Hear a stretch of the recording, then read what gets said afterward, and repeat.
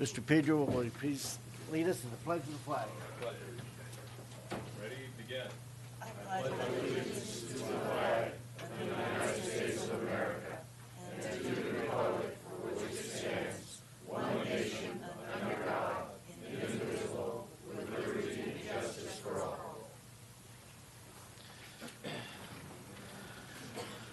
Okay, this is oral communications. The public may speak on any item that is not on the agenda.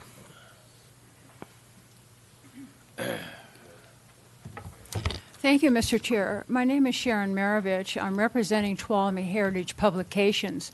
I've put in front of each of you Tuolumne Heritage Publications' newest book. It's called All That Glittered, and it was written by Carlo De Ferreri, who, as you know, was our county historian until he passed away last year. This book is actually a public history that was required under the California Environmental Quality Act when the open pit mine in Jamestown was proposed for development. And the county required a public history. And so Carlo wrote a history of all the areas that were going to be impacted by the mine. And literally he goes mine by mine. He starts with the early days and notes that quartz mining, which this book is about, on the Quartz Mountain Range, was known in the gold rush. The gold seekers of 1849 and so on got the easy gold, which was the placer gold, but the quartz was absolutely full of gold veins. And ultimately, when Captain Nevels made the rich discovery of gold in the quartz at Rawhide, is what touched off the second gold rush in the mid-1890s.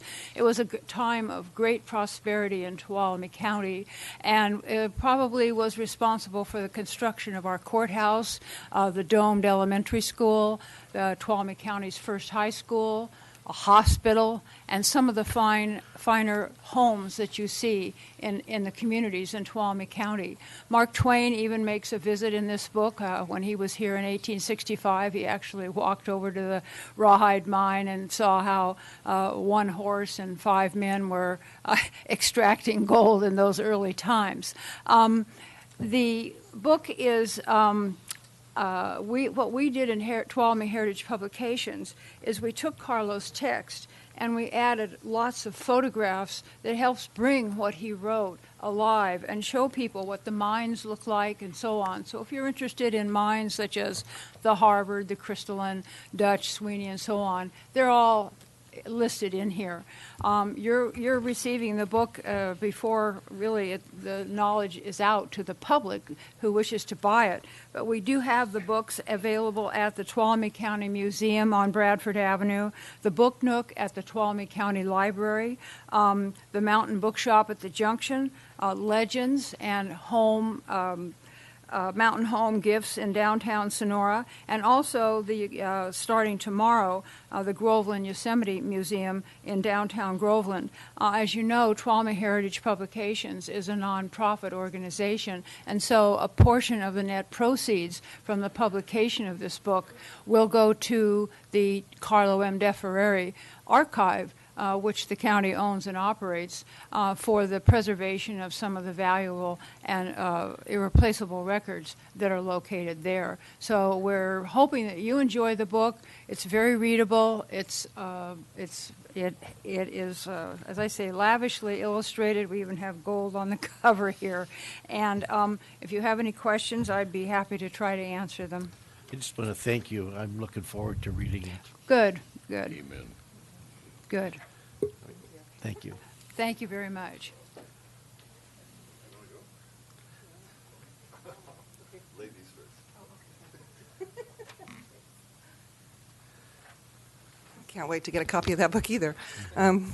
Good morning to all of you. I'm Suzanne Greenwood with Infant Child Enrichment Services, as we say, the good ISIS. It's my coworker, Lindy Hard. We're just here to give you a couple of quick updates. Some of you know that every year about this time, I come to just remind you again that our public meetings are public, and we specifically invite you to our April 10th and May 8th meetings that are in room 209 of the county schools office. And from 3 to 4:30. Sometimes I forget to give that information. But the next couple of meetings are especially important because we are developing our what we call the annual priority report. The state asks us to prioritize zip codes for need for state-funded child care slots. There's been for many, many years, as long as I've been here and beyond, a very severe shortage of state-funded child care slots for low-income families. And so we are given the opportunity to prioritize those zip codes. We send them to the state, and then if additional funds become available, they know where to appropriate those extra funds. And once in a great while, that happens in our county, where we get some extra funds for those slots. Also, am happy to report that we have 9 new licensed family child care providers in our county since July 1st. That's the most since I've been here for 12 years, which is wonderful. That's great news. That translates to about 122 potential new child care slots. However, I have to emphasize that only comes out to 21 potential infant toddler slots, children under 2 years old. And that is by far our greatest need. So 21 slots for a couple thousand kids, that are looking for that care. So just want to express that we are excited about that, but it's just an ongoing need for those infant toddler slots. So just want to pass it on to Lindy, and she has some other good news to share from us. Okay, I work in the ISIS subsidy program, which helps low-income families, or now even kind of medium-income families, pay for their child care. It's a welfare-to-work type program, and it really helps families get out of the rut of being stuck on welfare. A lot of them would not even be able to afford to look for work or go to work if they had to pay for their child care costs, which can be in the ballpark of $600 or $700 per month for full-time care. Well, the state gave us a lot more money this last year for this subsidy program, and right now we have absolutely no waiting list. Any family who's eligible, we're enrolling. This not only helps the families, it helps the child care providers too, because it pays them for those spots. We pay the child care providers directly to care for these children, for these families. Some families pay a portion of those costs depending on their income, but the income guidelines also went up significantly. At this point, a family size of 1 or 2, like one parent with one child, can earn up to $4,000 a month and still be eligible for the program, which is a significant increase. In the past, 2-parent families, even if they were both earning minimum wage, didn't qualify for our program. Now a lot of them do. And so it's really helped a lot of families out, and it's helping more and more all the time. And we just want to get the word out to the public that this is a resource that's available, and encourage anyone who thinks that they might be eligible or know someone who is to apply, because it really, really helps these families make ends meet. Right now we're serving over 200 families in Tuolumne County. We also have a program up in Mariposa County who serves quite a few families too. And so I just wanted to pass out these little cards that show what the income guidelines are. Could you give us your phone number, contact phone number? Sure. And then the dates of those public meetings again? Yes, sure. Okay. Yeah, our phone number is 533-0377. And do you want to give the dates, Suzanne? Were you talking, Mr. Chair, about the priority meetings for the local child care planning Right. council? April 10th, Tuesday, April 10th, and Tuesday, May 8th. You're welcome to come to either one or both, again, year-round, but that's when we will specifically be talking about the priority report and also talking about other child care issues that are happening in our community. So would love to see you there. All right, thank you. Thank you. Okay, thanks.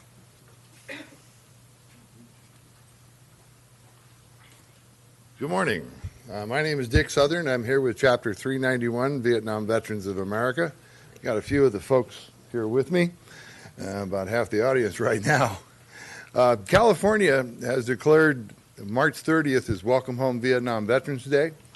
And fortunately, on this year, we're going to have our annual Welcome Home Vietnam Veterans Day event at the Black Oak Casino Hotel. It's a wonderful evening of entertainment with Stephen B., our comedian. We have meals, the food provided by Seven Sisters. There will be a silent auction, and we have tickets available. We'd like to invite you to come on down. Carl Roderfer was one of our honorees last year. We have 3 folks that we honor at the meeting, and it's a good evening and a good time. So I invite you to come on down. We have tickets available. Thank you.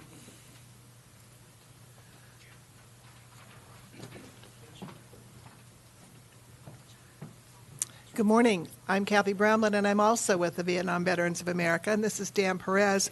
We are 2 members of the Bike and Car Show Committee, And we wanted to make you aware of the Welcome Home Veterans Bike and Car Show that will be held this year on April 14th. It's at the Posse Grounds. Pre-registration is open on our website, VietnamVeterans391.org. We'll get you all the information that you need. We raise funds through this and other events that are shared out throughout the community for veterans outreach, for community outreach, and many, many scholarships. So we encourage the community to support us in this endeavor because all the funds, all the proceeds go back into our community. And I have some cards for you, reminders of the car show. Thank you for your time. Next.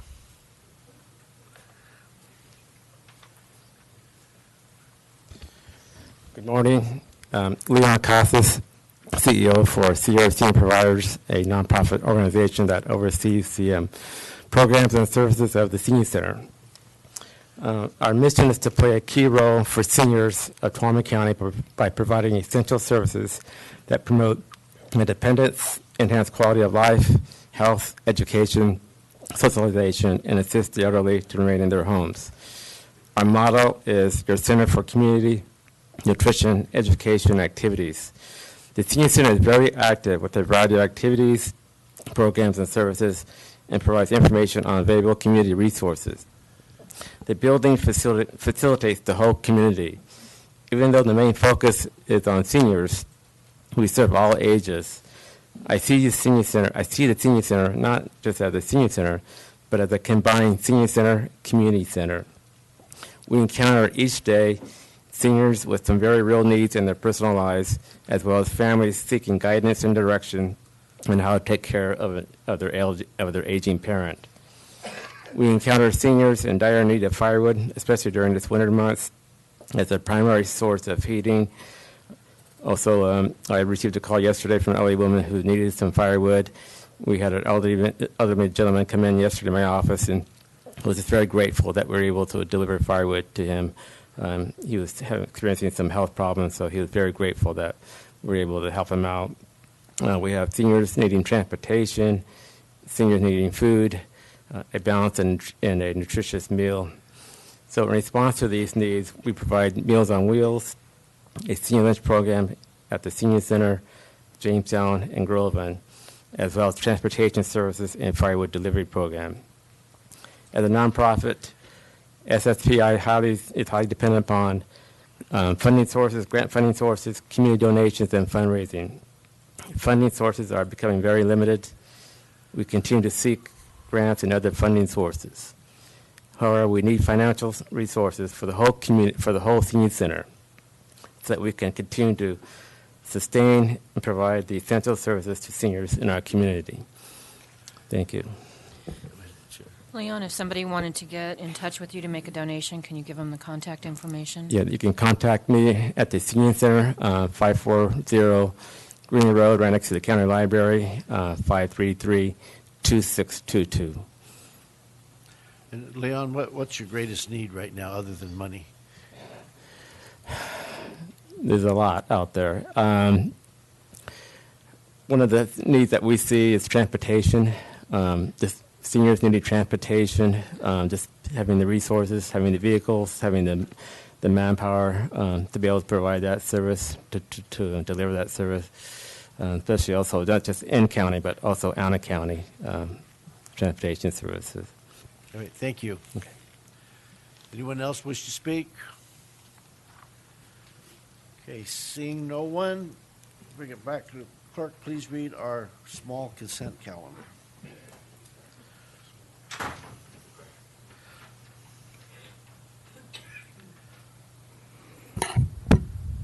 Minutes of the meeting held March 6, 2018, finding that a summary of ordinance numbers 3327 and 3328 were published March 13, 2018 in the Union Democrat as required by law, supporting the proposal to the United States Board on Geographic Names to change the name of Pruitt Lake to Pruett Lake, approving the revised Planner 1-2 class specification, approving a cooperation agreement with the State Public Works Board for financing the Tuolumne County Jail construction, approving the reappointment of Larry Bodiford, Ruth Perrine, Denise Simpson, and Dick Southard, and the appointment of Malcolm Carden to the Area 12 Agency on Aging Advisory Council with terms to expire February 28, 2022, January 31st, 2022, December 21st, 2021, February 28th, 2022, and September 30th, 2018, respectively.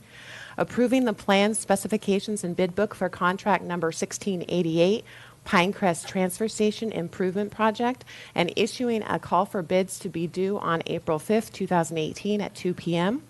Approving correspondence regarding Caltrans active transportation project titled Groveland Pedestrian and Bike Improvements, and committing a local contribution of $180,000 if Caltrans is awarded the grant.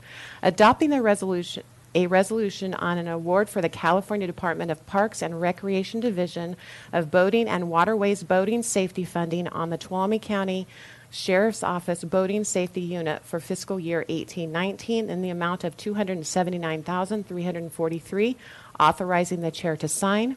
Approving amendment number 2 to the County Council's employment agreement with Sarah Carrillo, extending the term to March 11, 2023. Approving correspondence delegating signature authority to Michelle McMasters to sign veterans-related documents while recruiting for Veterans Services Officer, authorizing the chair to sign.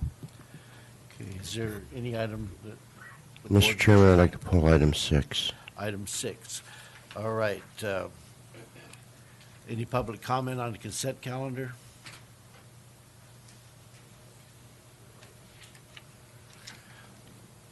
I would like to ask about item number 7 and why that's coming before you instead of going to the Solid Waste Committee. Because the Solid Waste Committee, I think, hasn't met in like 5 or 6 months. So I was kind of curious how that got done without going through that committee. We went over this in the Solid Waste Committee some time ago, months ago. And, I know there was something like Uh, about a year ago. yeah, well, I'm not sure how many months ago, but it Okay. has been, this project was gone through the Solid Waste Committee. And I believe we came back to the board one other time.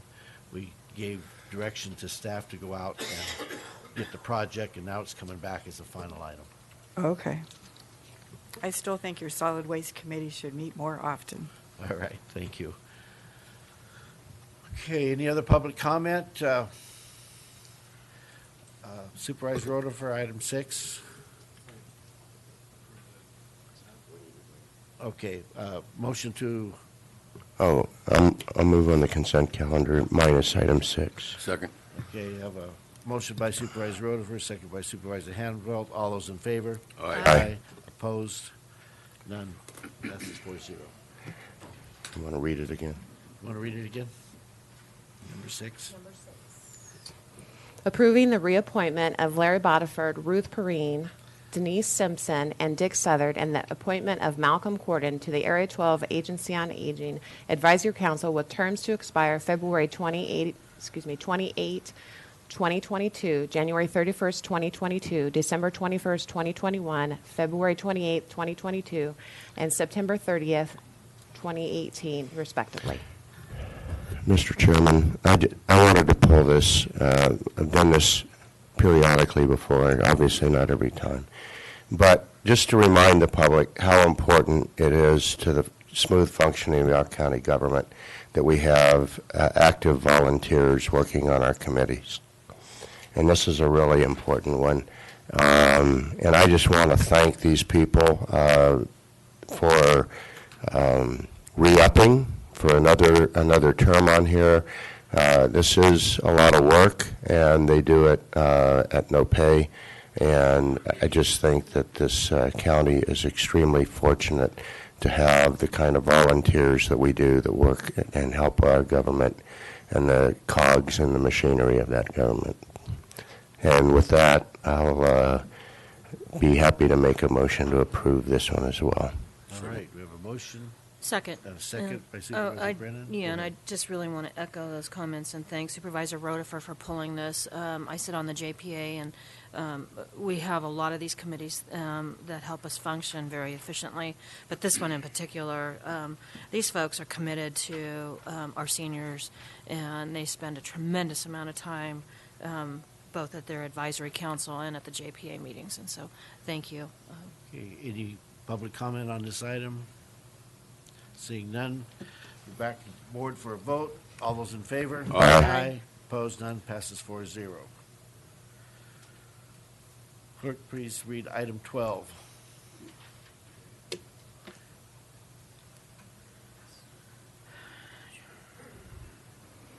Consideration of adopting a resolution recognizing March 30th, 2018 as Welcome Home Vietnam Veterans Day. Boyack. Mr. Chairman, members of the board, I'm Steve Boyack from the Human Services Agency. Mr. Chairman, if you bear with me, I have a story to tell you. It's a short story, but a very important story.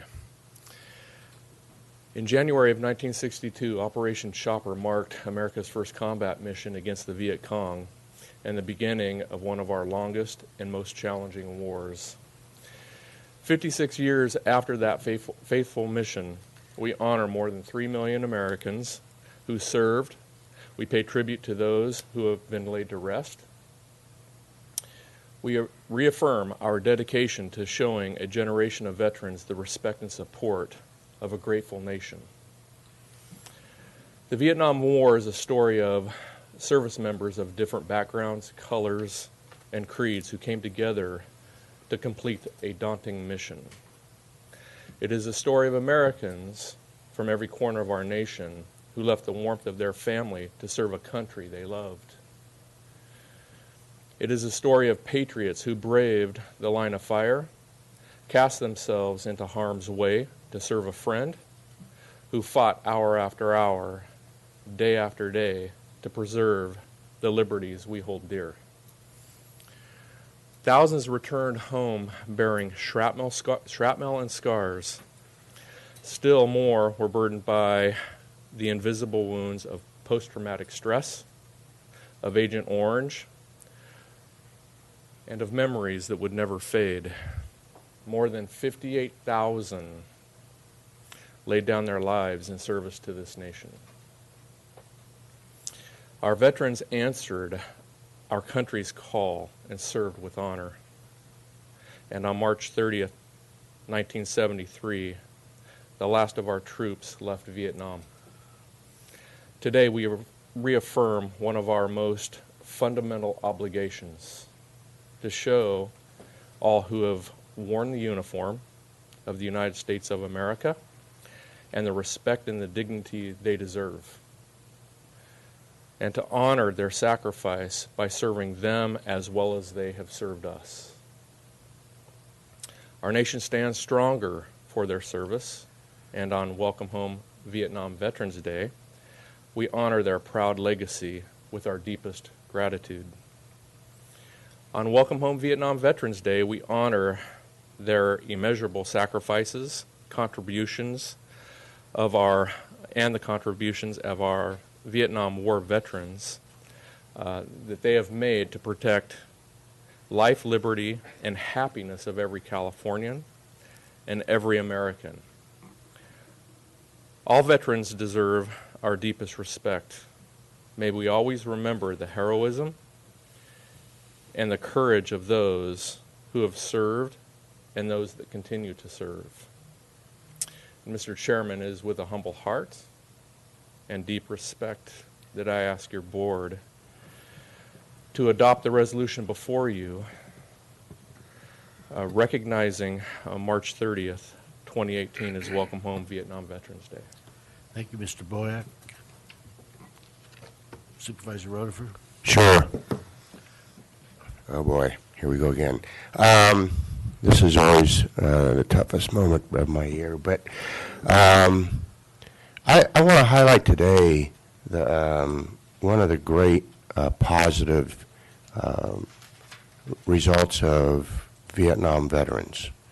Up until the Vietnam War, people came home and went back into society, and they were on their own, okay? And post-traumatic stress disorder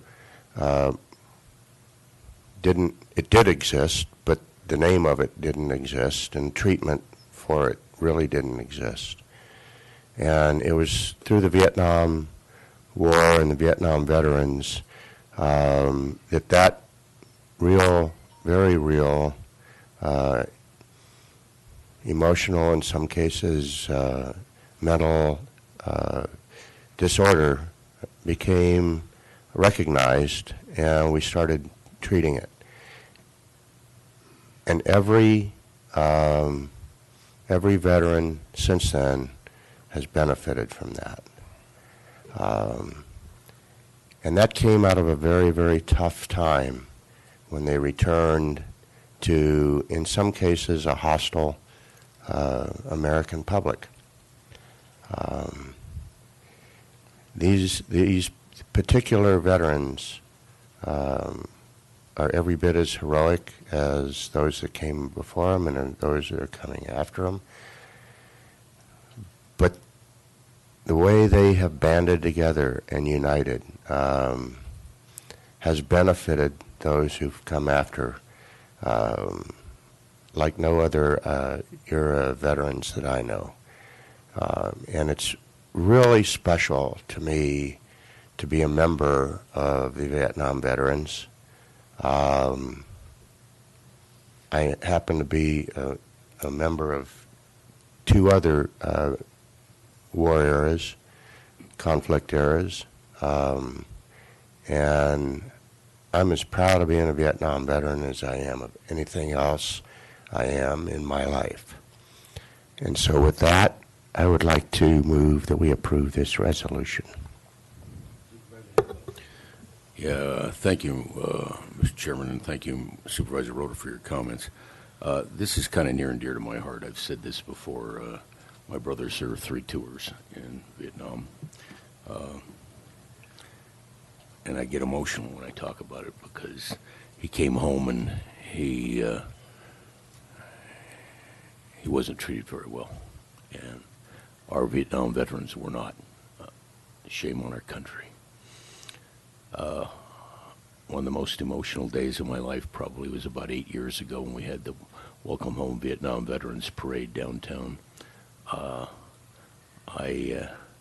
couldn't do anything but clap and cry. We finally welcomed home our Vietnam veterans, and I was so proud of Tuolumne County and our local chapter for that. I fully support this. Our Vietnam veterans are heroes that have never properly been recognized, and this is just a small way to do it. And by the way, Dick, I have my tickets. So I'll second the motion. Yeah, I thank both Supervisor Rodefer and Hanfeld for their comments. I think we all have somebody in our family or knew somebody very well that was a Vietnam veteran and that had to bear the burden of turning that corner of awareness. And we all understand the magnitude of what that was in their lives and how important it was for society to be able to recognize what it meant to come home from war and function again back in society. I would really appreciate it if all the Vietnam vets that are with us today, including Supervisor Rodefer, would you please stand so that we can recognize you?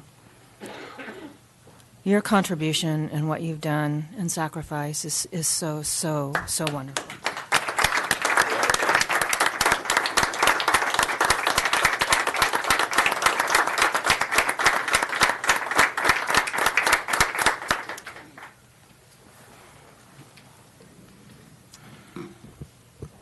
Okay, as listen to Supervisor Rodefer, I always have a hard time with this because of family issues that were the result of serving in, not myself, but a family member serving in the Vietnam War.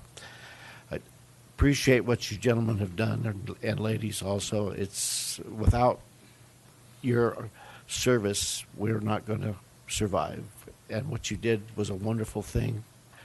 Some people didn't like it, but in my opinion, it was great service. So, any public comment? Yes, sir.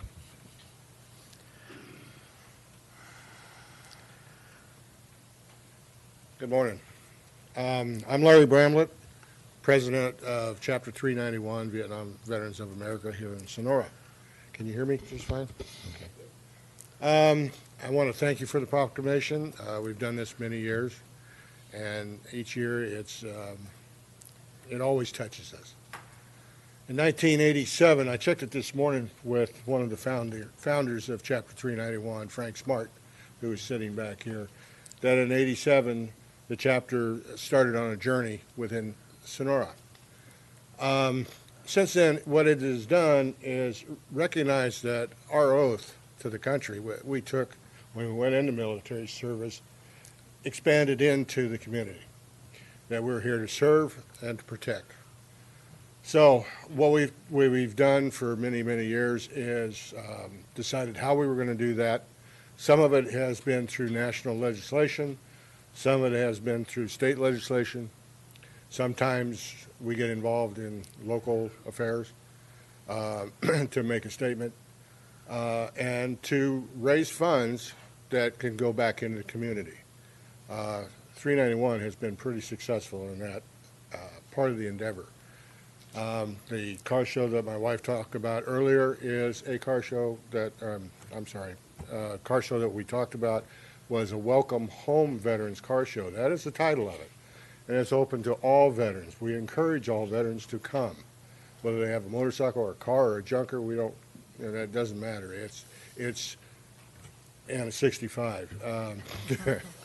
So it really is about donating back to the community, and it is marketed that way. This year, I would like to recognize that we have something that, to me, is very special, and that we have members from the VFW and the American Legion. Many of us cross-pollinate into those organizations. We are Vietnam veterans, but we are also American Legion, DVA, VFW, and they're here because they are Vietnam veterans and they recognize this proclamation. So I want to thank you once again for your diligence on recognizing what happened, but recognizing also that the members of this community have moved forward to protect and serve and have been doing it for a long time. So thank you. Anyone else wish to speak?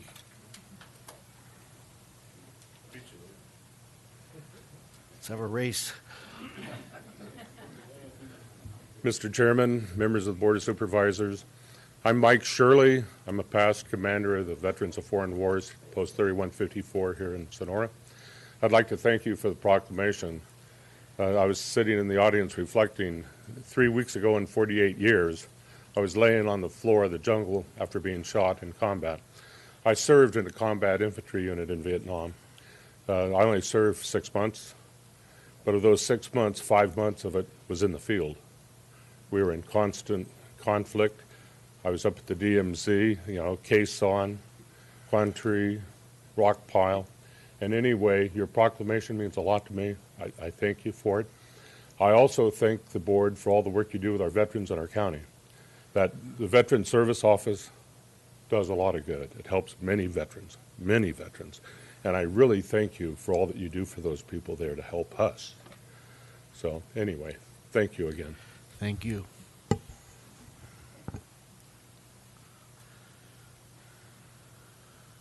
Good morning. My name is Leon Heinen. I'm a Vietnam veteran, 3rd Force Recon Battalion, U.S. Marine Corps. But I just want to say a few words. I never really felt welcome home until I came to this county and was at the Vietnam Veterans Celebration and the parade. And it was the first time I ever felt welcome home in my own country. And I really love this county because of the care and the concern you have for us veterans. Well, not only just Vietnam veterans, but all veterans. It's a marvelous county to live in. You guys serve well. You do a lot for us. So thank you for honoring us, and God bless you. Thank you.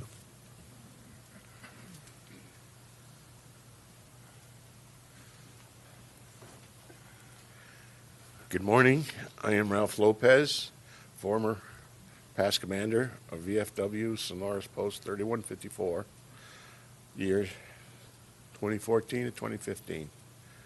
I want to say that in 1986, I was transferred up here with the Employment Development Department over on Mono Way and reported to Mr. Tony Porter, the manager at the time. I was an outreach programs development specialist of veterans. The comments that I have are short and brief. I stayed. I discovered that not only the great beauty, great natural beauty that the Lord God Almighty has blessed us with is also equal to the wonderful, great, and natural people that are our county. Thank you very much for supporting us, and thank you, Veterans Services, for being supported and supporting us, and for bringing back benefits to us disabled veterans that we spend right here at home to support our county. God bless us all. Thank you very much. Anyone else? Okay, bring it back. The board has a motion by Supervisor Rotifer, a second by Supervisor Hanvelt. All those in favor? Aye. Aye. Opposed? Passes 4-0. Thank you. All right, would the clerk please read item 13? Consideration of approving the certificate of recognition for Juliet and Robert Cowell. Good morning, Mr. Chair and board members. Liz Peterson, County Administrator's Office. I am here today requesting your board approve a certificate of recognition for Juliet Cowell and her late husband, Robert. Unfortunately, Juliet could not be here today, but she did want to express her gratitude for your board considering this item today.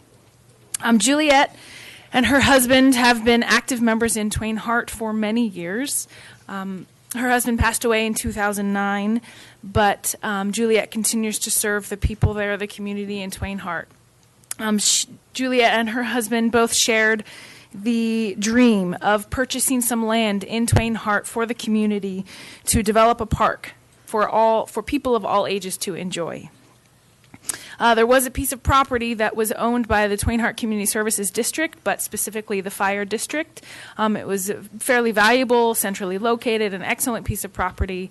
But the Fire District, was going to build a new station, decided it was cost prohibitive, and so the Fire District decided to sell the property and invest that in other ways. Well, Juliet, with the dream that she had to purchase property and turn it into a park, she purchased that property from the Fire District and then donated it back to the Recreation District with the express desire and intent to build a park for all people to enjoy in Twain Harte. So this was in 2006, and she was, again, as I talked to her just yesterday, she was extremely grateful that she's getting to live out her and her husband's dream of creating this park. This is a public process, and the public is extremely engaged and excited about the park that will be developed there. And so it's with that I request your board approve the certificate of recognition for Juliet and her late husband, Robert. Thank you. Any public comment?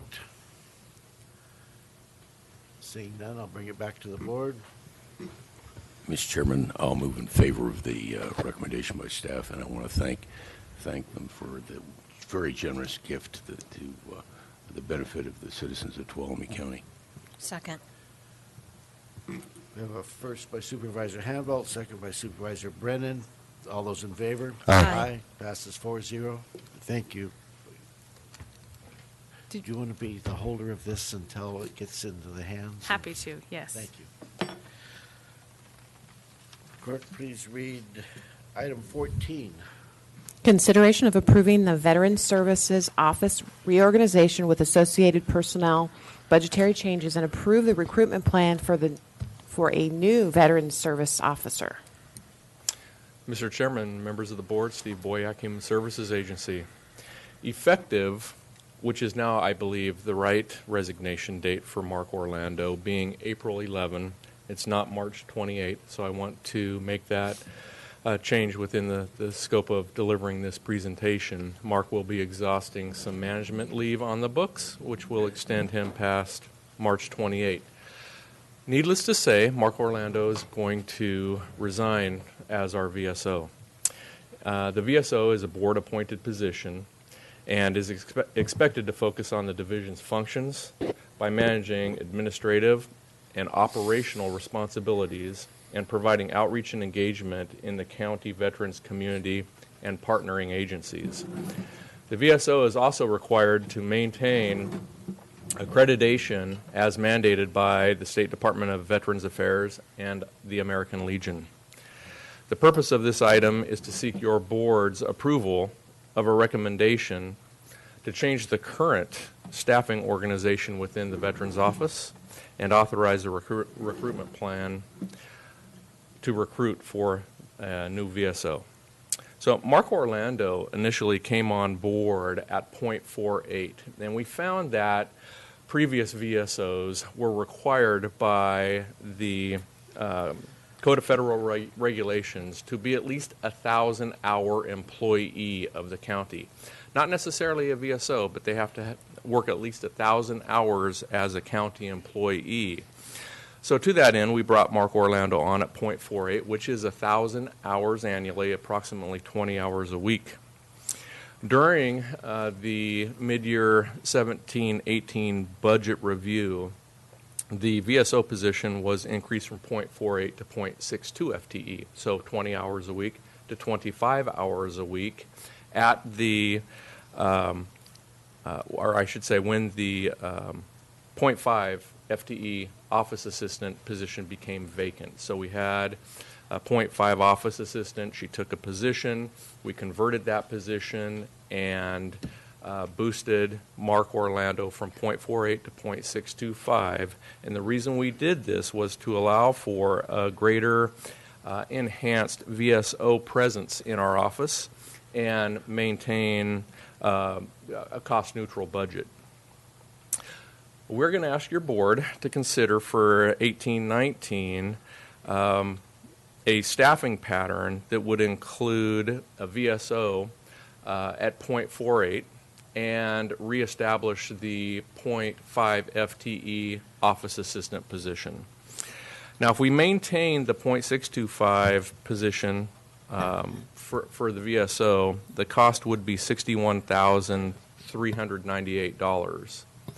With the recommended change to reestablish the VSO at .48 and reestablish the .5 office assistant, there's going to be a slight increase in cost, and that would be $64,711. And it is fully expected that we would be able to cover that cost increase by allowing the trust fund to bring money out of the trust fund and have more revenue in the cost center offsetting that cost. So while it might be desirable for the county to have a full-time VSO, I will just say in the 18-19 costs, we would be looking at just the VSO at 1.0 FTE would be about $120,000, and that is salary and benefits. So you can see the cost difference there. So it is staff's recommendation, and we believe that meeting the minimum standard that meets the minimum code of federal regulations, keeping the VSO at .48 and reestablishing the part-time office assistant at .5 FTE would be best for our Veteran Services Office. So moving on to the recruitment process. Hey, Steve. Yes. Excuse me. Let me interrupt because you used the term when you were talking about the cost of the VSO and the office assistant, like that was a $60,000 increase. I think you're comparing different costs of those combined positions. And as your memo says on the top of page 2, the increase, to go back to what we were doing, was only about $3,300. $3,313. So we're not talking a 60-some-odd thousand increase, just a $3,300 increase to go back to the prior staffing pattern. That is correct. Okay, just to clarify. Yes, and that cost would be offset by revenue coming in from the trust fund. Sorry for that not being clear. So the recruitment process is something that your board is used to by now, since we've done a whole lot of board appointments in the last year or so. So the recruitment would be staffed by the county administrator and our HR manager. We would screen applications for minimum qualifications, and that would be done by the county administrator and our HR manager. Applicants will be screened for technical competence by a peer panel comprised of technical experts. Applicants will be screened for fit by a panel of comprised of local veterans organization representatives. And then finally, your board will make a selection, and we will have an appointment before your board in short order. So the classification and salary review, prior to Mark Orlando coming on board, we did examine the job description and the salary level, and found that the job description meets the current requirements, and that the salary range at $452 would be $31.89 an hour to $38.93 an hour is in line with labor market and appropriate for this recruitment.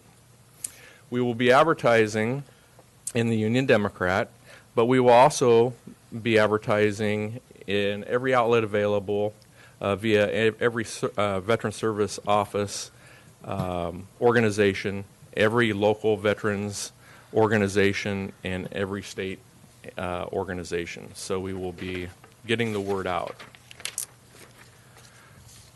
Should your board approve the recruitment plan today, we plan to start the recruitment. We will initiate on March 23.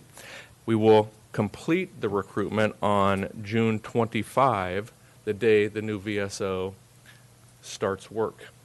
And through that, we have the applicants will be screened.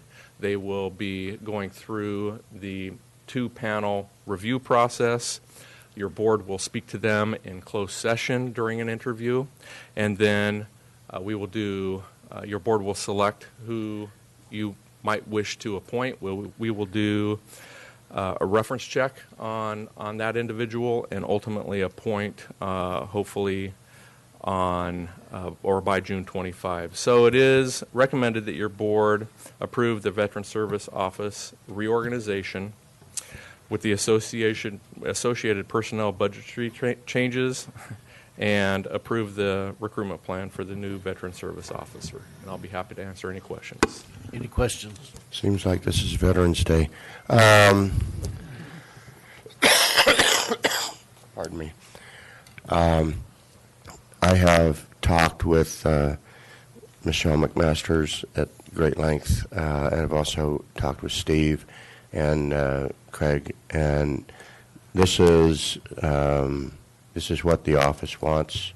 I think it's the best thing that we can do under our current budget constraints, short of getting a full-time VSO in there. This gives them better coverage day to day. So I'm recommending approval of this. I appreciate that, because it actually was, that's what I was interested in, is what would be best for the office, and clarifying that that is what they feel they can operate most efficiently under. The only thing I'd like to add to what's been said is I would like to thank Mark Orlando for his service and coming in and helping us. He's been a great asset to us for his service, so I want to add that we thank him. Any public comment?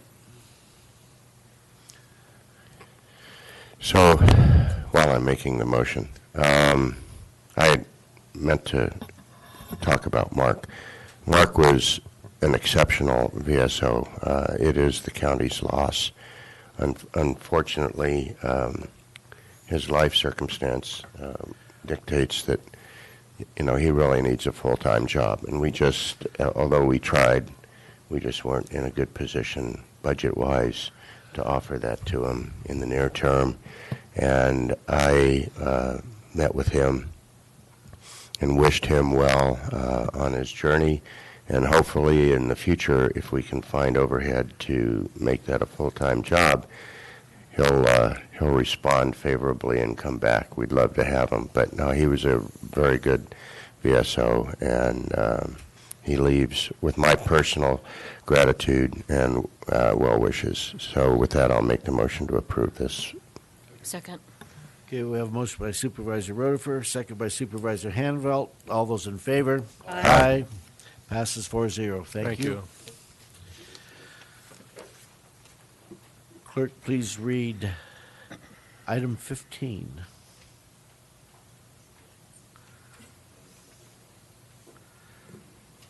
Consideration of 1, approving an amendment to the standard agreement for professional services with Wood Rogers Incorporated for design services associated with projects roadway improvements on Phoenix Lake Road and roadway improvements on Tuolumne Road in an amount not to exceed $217,528.97 for Phase 1 and 2, and authorizing the chair to sign the amendment, and 2, increase appropriations to the Public Works Project Fund Phoenix Lake Road widening line item by $112,000 and increase revenues to Public Works Projects Fund other governmental LTF line item by the same amount requires 4/5 vote. Yes, sir. Go ahead. Good morning. As you can see, this item will do two things. The first thing is it amends an agreement it amends a current agreement that we have. The county is currently under one contract for design services with Wood Rogers Incorporated for 2 capital improvement projects. The first one's the Phoenix Lake Road widening project, and the second one is the Tuolumne Road widening projects.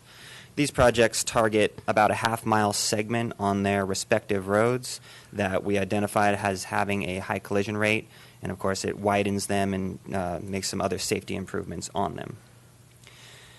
The amendment simply authorizes Phase 2 to begin in the design of these projects, and it will allow us to finish the design.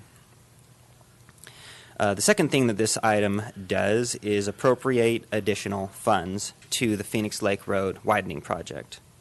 When we received the 30% design and estimate, construction costs were much higher than expected on the Phoenix Lake Road project.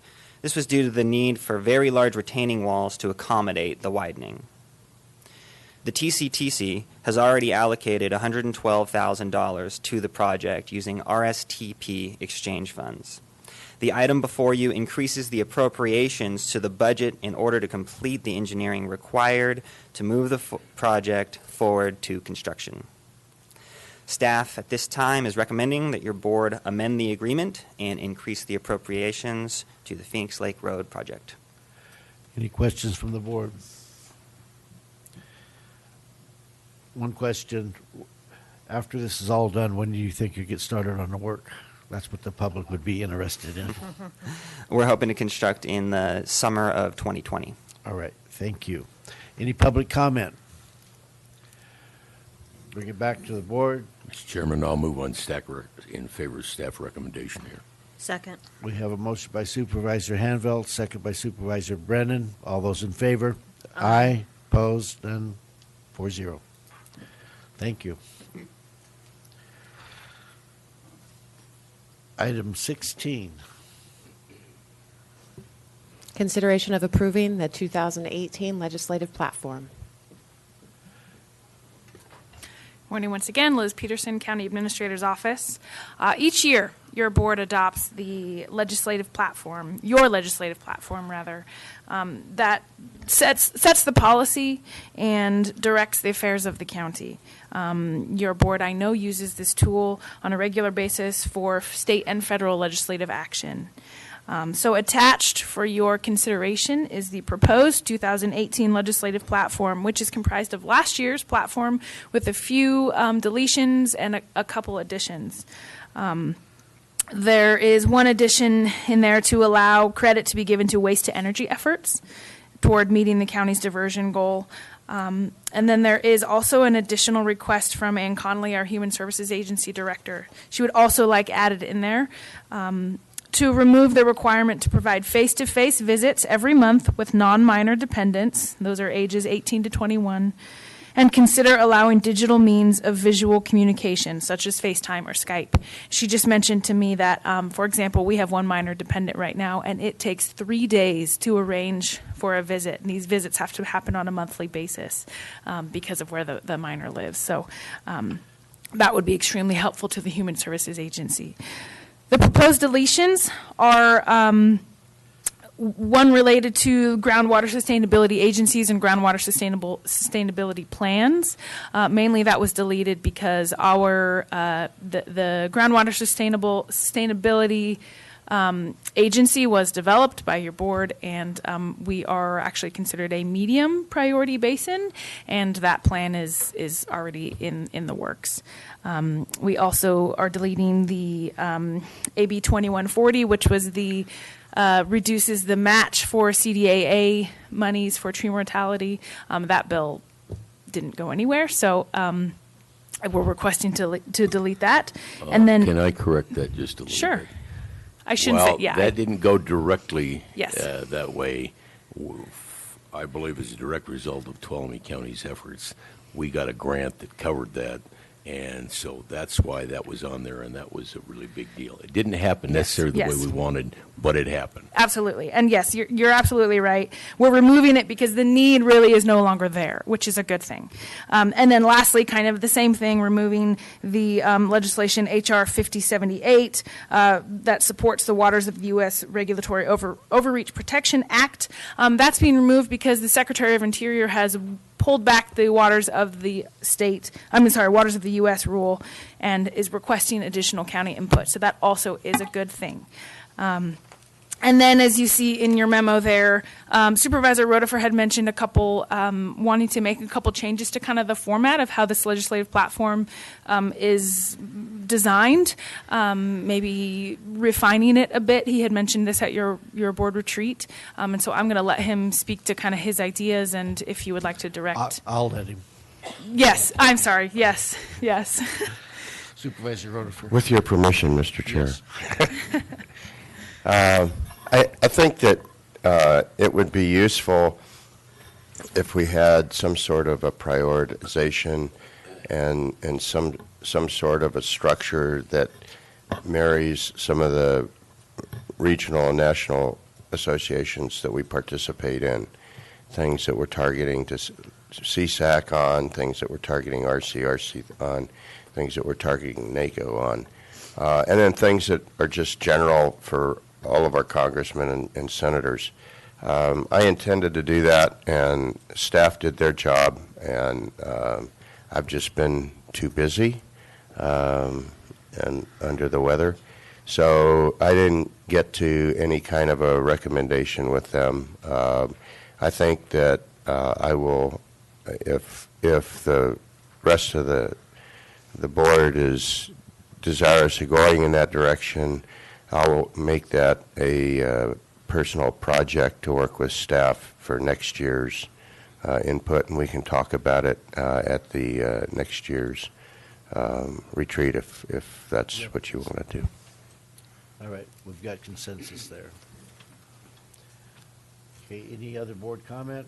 Supervisor Hanvelt?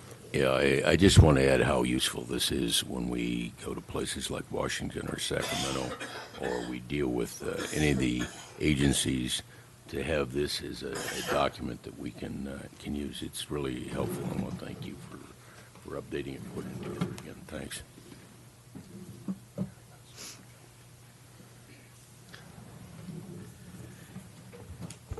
Any other comments from the board?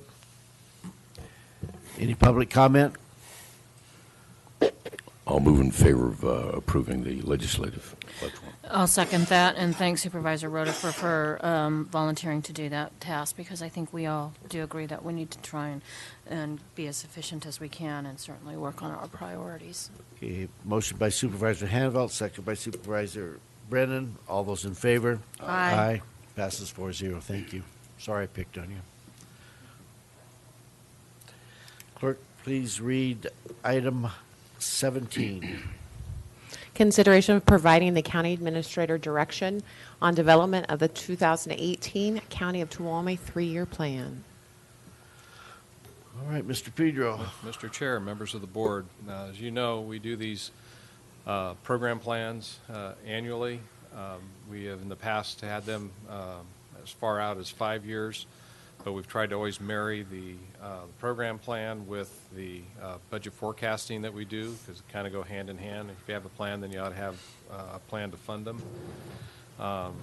So since we've moved our budget forecasting to a 3-year horizon, this is presented to you in a 3-year horizon for calendar, and it's important to note that, calendar 2018 through calendar 2020. I've attempted to capture the main priorities from your discussions at the annual retreat this past January, early February. And really today is to ensure that I've captured all the main points that you wanted in here. There's some, certainly carryovers from your prior multi-year plan, and really just want to make sure I've got the right stuff in here and also in the right time periods.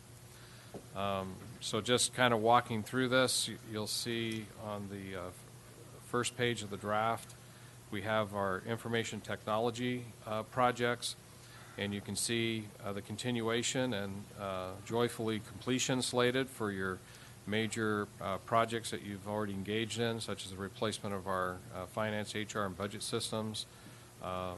Again, that's ongoing right now, should be completed by 2019. Replacing our phone and network system should be completed this calendar year. Our IT infrastructure, we've got it to the jail site, but now we have to extend it onto that site and coordinate placing that infrastructure in the building as it's built, and that'll happen over the next 2 years. Jail management system, a new jail management system, will actually implement that at the current jail, and when the time is appropriate, we'll migrate that system into the new jail in 2019 as it's nearing completion. And then something from your retreat, and it's been discussed before, but specifically at the retreat, was moving forward with a document management system with a nod towards a very busy IT staff, and you can only move so many of these big projects at once.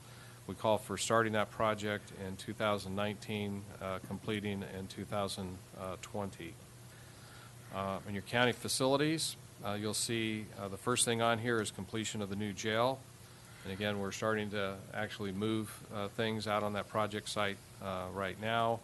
We should have completion of the jail project by the end of calendar 19, and then be able to begin operations in early 20. In red, I've put the assumption that the new state courthouse will proceed, because I think that's kind of important to some of our planning of some of the other projects. We know that it's in the governor's budget, and he's putting general fund dollars to it and plans to do his own lease revenue bonds associated with it. And that budget should be approved by the legislature in June, so then we'll really know for sure. But it looks very good that the new courthouse could start construction in 2019 and be completed in 20 and be ready to open in 2021. And all that's subject to approval by the legislature in June. The projects that follow, the next 4 projects that follow, are kind of tied to that. So I wanted to note that. First is a privately financed law and justice community support building. Once we move those significant buildings out there, having the jail and particularly with the courthouse, there's going to be a need for office spaces for attorneys and having some amenities such as a couple of food establishments on site. Those that work with the court, you have to get in and out of court quickly. When the judge wants you there, you need to be there. So what we have long discussed is taking a piece of property, about 2.5 acres, once slated for CHP if they ever were to join us. But for a variety of reasons or not, we can take that property, get proposals from a private company, lease the property to them. They could build the building on their dime and rent it out, and we will get lease payments and actually that becomes an income property to the county, while at the same time providing the services that are needed out there. Timing-wise, You could argue that that should be backed off just 1 year. I call for starting a RFP process and awarding that this year. We could do that more towards the end of the calendar year, with the thought being that we probably wouldn't have the need to open that building until the end of 2020 or early 2021 in conjunction with the courthouse. I'm just pointing that out. Same thing with the future justice partner buildings. That will support folks like probation, district attorney, public defender. There'd be no real reason to have them out there until the court is out there. So this is why I'm saying it's kind of tethered to the court. So that could move potentially, back a year from what I've proposed, or we could leave it there and just feel our way through it. Also, future admin building for the sheriff's office. That one really more standalone, but takes on greater importance, when the court actually gets moved. All these folks are going to want to be out there, particularly once the new courthouse is in operation. So you could leave that be or continue it on. You could also make a case financially and just staff workload, that we can back that off a year. As far as a plan for the vacated historic courthouse, kind of fits in the same pattern. We can leave it there, or we could move it up, or move it back a year. And then one that is separated is a plan for the vacated Tuolumne General Hospital building. We really need to decide what we're going to do. It would be very expensive to renovate and rehab that building to meet current codes, deal with all the infrastructure issues that are out there, the heating, the cooling, the generators, and that kind of thing. So we could look at rehabbing the existing building, or potentially, taking it down and building something instead of like a four-story building, maybe a couple-story building, and that may be more cost-effective. But we need to come up with a plan of how we're going to do that. We've also, just so you know, we've had expressions of interest from some of the nonprofits in the community to going into the building if we were to rehab it. They've expressed some interest, but it just can't support that right now without the infrastructure improvements. There's just item G under this category of county facilities. It's just basic building maintenance needs, and that requires staff and just resources to contract for folks to come in and fix our existing buildings. And that would be expressed annually in your county budget. But that's been a priority expressed both last year's retreat and the retreat that we just came from. So I just simply have in there to, implement it. Let's do it. And that would be specified and detailed out in your annual budget. I've listed your airport planning capital improvements for 2018. By the end of actually this fiscal year, the master plan for the Columbia Airport should come back to your board. That's necessary to get that adopted in order then to submit grants to make the improvements that are much needed out at the Columbia Airport. And also during this calendar year, 2018, up at Pine Mountain Lake, we'll have the residential through the fence plan should be approved and then acted upon, and that will open the door to our ability to apply for federal and state funds to start making improvements up at Pine Mountain Lake. And then lastly in this category, these are some extraordinarily big things that we're talking about in here, important to our operations and also important financial commitments. But under this last item, it's develop and deliver your SB1 road maintenance program. As your board knows, with the new transportation funding package approved through the legislature and governor, there's a significant amount of new income that will be coming into the county in order to better maintain our roads. This fiscal year, it's just over $900,000. Next fiscal year, we're talking almost $2.5 million. And over the next 4 years after that, it'll ultimately top out over $4 million a year in additional funding for our road maintenance throughout the county. That's not going to solve everything, but it's going to take a huge step forward in people seeing improvement on the condition of our roadways. So that's a significant piece of this program. In the area of emergencies, it's just showing the tree mortality, if not done in 2018, probably 2019 is when we could do all that we could do with the state and federal funding that we've leveraged. unless somehow the board felt that we had general fund monies to keep it going. This kind of anticipates that once we've leveraged all that, the money that we have generated for the program, we would be done in 2019. Winter storms and flooding projects to repair the roads that were disrupted and damaged. I think technically they're supposed to be done in 2018, but if we're in process, they'll probably give us into another year, but that's something we'll need to pursue with FEMA and state OES. Under our National Disaster Resiliency competition programs, the one that we actually control, you can see the resiliency centers. The plan is by the end of this calendar year, your board will need to decide, one or two centers, the location of those centers, look at operational plans and decide, can we do this? So before the end of December of 2018, you'll need to give a go or no-go approval of that. And of course, that has to be done in conjunction with the state of California and the team that's been put together with that. And Mo's been working very hard and diligently on that. And if we are proceeding, then it'd probably take the next 2 calendar years to complete constructing and getting those centers operational. And then just a nod to the other 2 elements of the NDRC program that we will participate in, Healthy Forest and Watershed Projects and the Biomass Wood Campus. The second part of this program is in your planning and development category. Very important as your general plan adoption and implementation. Very important that we get the general plan completed, but completed properly, the way the board wants it done and the community needs it done. The target is to get that done during this calendar year, 2018, and then adopt and implement a comprehensive zoning ordinance and just to begin to implement that plan. You want to continue to see your green development dashboard. You want to know that we're efficiently and effectively processing applications for development clients.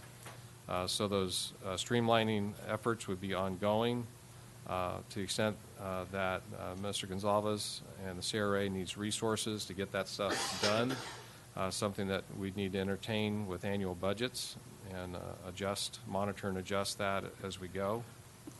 Cannabis program, it shows that your board actually has already approved the personal use ordinance, and we're moving towards providing the enforcement resources and implementing that program. And in the next coming years, we'll just monitor and adjust the personal use component of cannabis. Commercial, we've been directed to prepare for your consideration placement of a tax measure related to commercial cannabis on the November ballot. And if that's successful, and I've got in 2019 to potentially develop and approve a regulatory ordinance and enforcement resources and implement a commercial cannabis program. So that's totally leveraged by the tax measure. Under affordable housing, probably the most important thing you can do is complete the general plan because that opens some doors. Of course, we need to review our fee systems, both user fees and mitigation fees. But if Mr. Gonzalez were here today, he'd be saying that's the mitigation fees. In the fee world, it's the mitigation fees are the ones that make it or break it for projects. So that would be our, I'm sure, joint recommendation on that. And then through your legislative program is staying on top of what's going on, particularly in Sacramento, because they're kind of shooting everyone in the foot when it comes to affordable housing. There's so many things that are being added on to that have to be done in development. That's really a huge driver in making it difficult to deliver affordable housing. But your board has been on that, and we just recommend we continue that. We didn't talk about this a lot at the retreat, but just a nod to it is, we do need to come up with a future solid waste collection and disposal system. So in 2018, this plan calls for studying those alternatives and then adopting a plan in 2019 and begin implementation steps towards whatever that new future system might be. And then in state and federal environmental planning, implement the forest stewardship program that your board just approved that master stewardship agreement. So the key there is to develop those individual SPAs, which are individual projects, and implement, and that would go on in perpetuity. Engage in coordination on the Stanislaus National Forest Management Plan when they're ready. In the meantime, And they're not right now, but we'll have to continue to monitor that and be ready to jump in and engage when that window opens. Continue to do what your board has done very well, monitor and engage all opportunities to influence state and federal land use and regulations and projects. Monitor and engage in local, regional, state, and federal plans, regulations, projects related to water and energy programs and projects.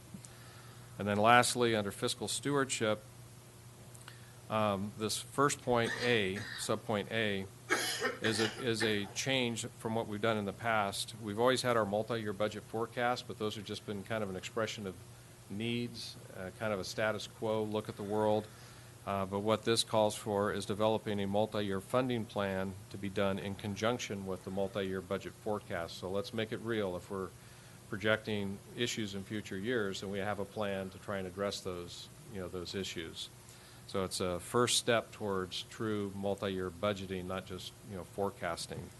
So we'd use this year to develop a template for use in the coming fiscal year budget, but something that we can replicate and use into the future.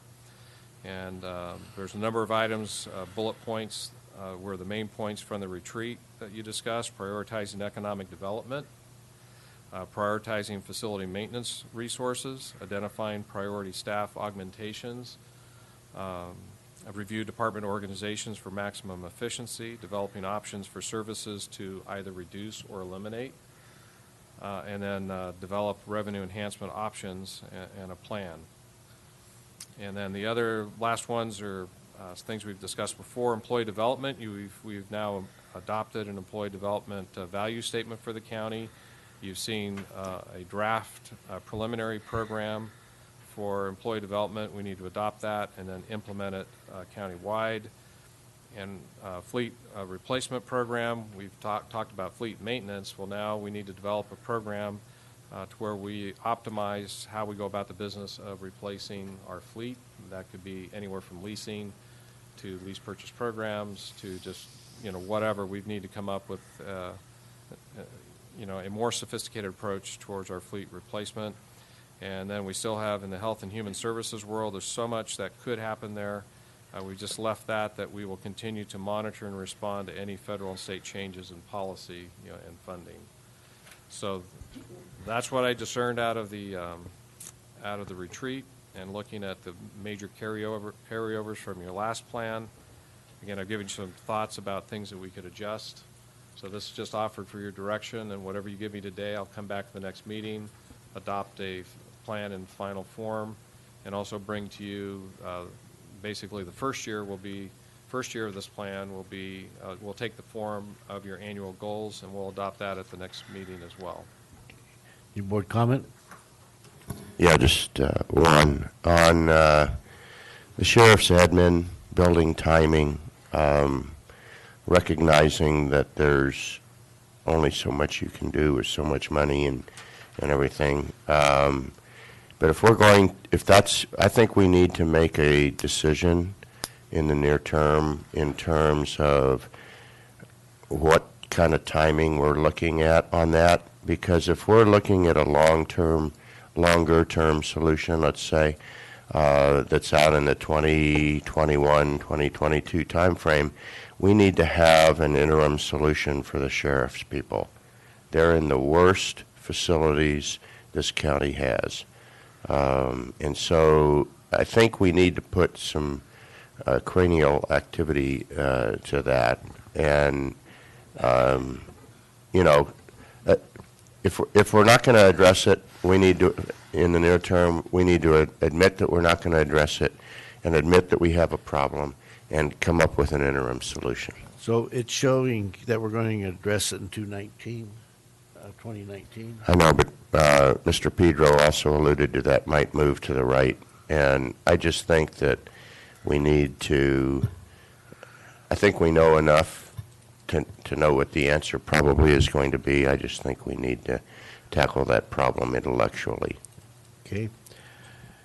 I could submit something like, or put something in 2018, which is a short, long-term, high-level review, not in place of an architectural program and all that. I don't think you need to. If you want to put it in, that's fine with me. I just think we need to do it. Okay. Okay, any other, Sherry? Yeah. So at the retreat, we talked about a desire to build some external relationships and do some joint working sessions. We mentioned other jurisdictions, and I am wondering if I would like us to see, at least get it on this plan so we can articulate what are some of those jurisdictions and, their issues of importance. Under that category, we talked about how we could do things differently maybe with the city. That was one example that came up. I know we talked specifically about all of the other different water agencies. Is there a way to do some coordination? And I think we're going to see some topics that are going to continue to evolve where we'll have those opportunities. Certainly when we talk about vulnerable populations, we could look at, how do we facilitate a conversation with other jurisdictions. So we could put a category of community coordination. I'll look to you for framing, Okay. how that would look, but I'd like to see us get something on the work plan so that we actually start moving forward. Okay. And then I would just say, going back to that item, and I understand with under number 2, that a lot of that is really based on where the what the state does with the new courthouse. But I would just let the public know that as we move forward on this piece, especially when we look at downtown and the historic courthouse, again, once we have some idea, I don't want to see us push that too far out because I think we need to be reaching out and really trying to get an idea of what there's going to be tremendous community interest. And so that effort is going to take some coordination before we go and just start going out to architects. And, that's part of the process, but there's going to be some community outreach around that. Right. Well, I think what I'm hearing is maybe leave those, that whole section, those projects 2A, B, C, D, and E, leave them right where they're at. Right. And we'll just be sensitive to how things move forward with the courthouse and so forth. Right. I don't want to see them pushed out farther. Okay. Okay, a subject that we discussed at length at the retreat was capacity, staff capacity, and we've got a big list here, and that's not counting the emergencies that may happen that we know nothing about. So I would, caution everybody about adding much more to this list because it's aggressive as I see it right now. Doing the day-to-day business and then everything's on this list is really going to involve a lot of staff time. Any other board comment? Any public comment?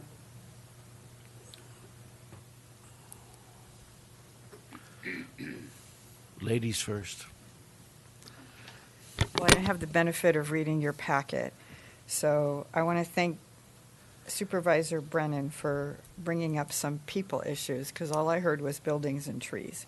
And I think we need to be concerned about some of the people in our county, because you can affect more of them than you are at the courthouse or the jail. So I didn't hear a lot of priority on that, but I think some community outreach would be effective. And I think we need to look at some low-hanging fruit instead of all these big, grandiose plans that are going to cost me a ton of money. So I appreciate that you mentioned some solid waste, but we need to deal with our trash and recycling in this county, and I don't think we're dealing with it in a timely or efficient manner. We need to be in a place by 2020, and we're not there yet. And the city certainly doesn't seem to be doing anything on their end either with regard to downtown Sonora and how it's handled there. And I don't think I should be talking to Waste Management as a public citizen. But you have two different contracts between the city and the county, and we need to get on board with those. And people aren't clear about how to recycle. And that became clear when there was an article in the paper. But this county building doesn't even recycle correctly. So we no longer need to have bins that just say cardboard And Waste Management wants the bins out on the street, and you keep leaving them in the parking structure. So then I'm going down and I'm moving the bins onto the street. I don't think that should be my job. And then the recycle bins, they have food, they have beverages, there's all kinds of crap in there that doesn't belong in there. And you have a solid waste division here, and I know Belinda went around and did community or office education on things, so even on a small scale, we're not recycling correctly. So that's just my priority. And I think we need to be cognizant of people and how to help the disenfranchised and marginalized people in our community. And I'm sure people would be happy to see some roads fixed, but some of those other projects, I'm not sure the public is clamoring for those. Thank you.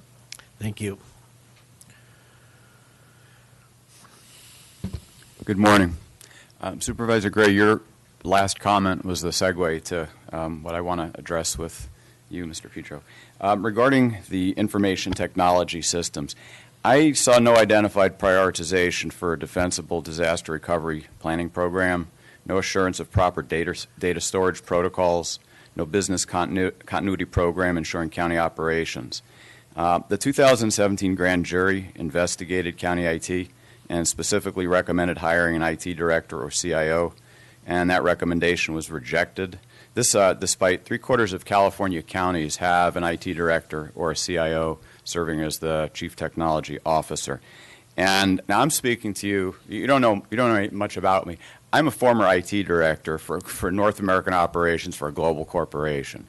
I was responsible for disaster recovery, information security policy, records retention, and a number of other issues that we're talking about relative to IT and IT security. So I'm coming to you and speaking to you from a base of knowledge here, not just arbitrarily pulling items out of the air and grand jury reports. What I see here is that there's very little emphasis in, and I saw none of this in the document that you just reviewed. I heard a little bit of it 2 weeks ago during the presentation by the IT manager regarding IT infrastructure and the purchase agreement for services for 3 years and cloud backups. But I've heard very little, honestly, I've heard very little about disaster recovery and emergency preparedness. And this also applies to records retention and having a proper records program in place where records can be retrieved upon request and demand. Okay, so these are concerns. I have a lot of notes. I'm going to send you an email rather than take a lot of the board's time here. But I've gone through your document and I've identified several things that are of concern, facilities related as well, with facilities being inappropriate for the IT systems that are housed in there and the recoverability and the risk that exists. So when you go through and you read this grand jury report and the findings and recommendations and you go through it item by item and you see what has been accepted, what has been ignored, I won't use the word ignored, rejected, and understanding that there are budgetary issues that drive all of this, what I'm suggesting is that there needs to be a prioritization around risk in this county that is not evident. And I will say one last thing relative to this. The 2017 grand jury report that was dismissed on these recommendations, I'm going back and reading old grand jury reports now to see what the chain of events here. And again, I'm not going to get into that here in a public forum right now, but what I'm seeing is a pattern. I'm seeing a pattern that goes back to 2012 with a risk manager not being hired. And now I'm seeing 2017 without an IT director and a CIO. So I'm asking this board to please consider the risk profile to this county and the fact that there are some things that can happen that make business operations non-recoverable if the data is not secured off-site properly, and the focus of this board is not on that aspect of county operations. It's critical. I don't want to keep harping on it. You've heard me here for 4 months now talking about another issue which I will not mention here this morning out of respect because it's off topic, but I'm asking as a citizen to engage and focus on these issues of extraordinary risk to the county. This is your responsibility, and there's also fiduciary responsibility attached to this. The operations of the county must continue in the event of a disaster, and I can attest to this personally, having been through disasters and personally worked to recover from disasters. the county is not prepared. And your statement, Supervisor Gray, is very, very specific to my concerns. So thank you for voicing that. Thank you for listening to me this morning. And I hope that you embrace what I'm telling you here about disaster recovery planning, because it's critical. Thank you. All right, thank you. Any other public comment? Bring it back. Yeah, I also want to mention, I didn't preface this, that when we do this annual plan, this reflects like a fraction, the tip of the iceberg of what goes on in county government. As your board knows, as we meet with all the appointed department heads, they have annual programs and projects that come to the board that go into much greater detail into everything that goes on in county government. This is just the tip of the iceberg, the top things the board would like to be discussing and reviewing on a regular basis here. But most everything that was just discussed are covered in the annual goals of department heads. And there are also things that have been implemented, particularly in the IT world, that is not covered here, that has been implemented or we're in process of implementing. Not to say that everything that is the way it should be or could be, to be at our utmost by any stretch. But this is one of the things that's a little difficult because this is only just a fraction, a tip of the iceberg, but the board does see these goals, particularly from their appointed department heads, and we're in a good process where we'll be reviewing those annually as part of the department head evaluation process. Okay, any other public comment? You have the direction you need, Mr. Pedro, to bring it back? Yes, sir. All right, thank you. Okay, it's how about we go ahead and take a break, and after the break we go into closed session. And would the clerk please read the closed session items? And Supervisor Gray, I would just suggest reading 19 and 20 right now. Okay. Thank you. Closed session conference with legal counsel, anticipated litigation authority, Government Code Section 54956.9D2, 2 cases. Number 20, closed session conference with legal counsel, existing litigation authority, Government Code Section 54956.9D1, Federal Energy Regulatory Commission proceeding, Don Pedro Hydroelectric Project number 2299082, Modesto Irrigation District and Turlock Irrigation District. Would we expect to report anything out? No. No. Any public comment on the closed session items? All right, we're going to take a break and then go to closed session.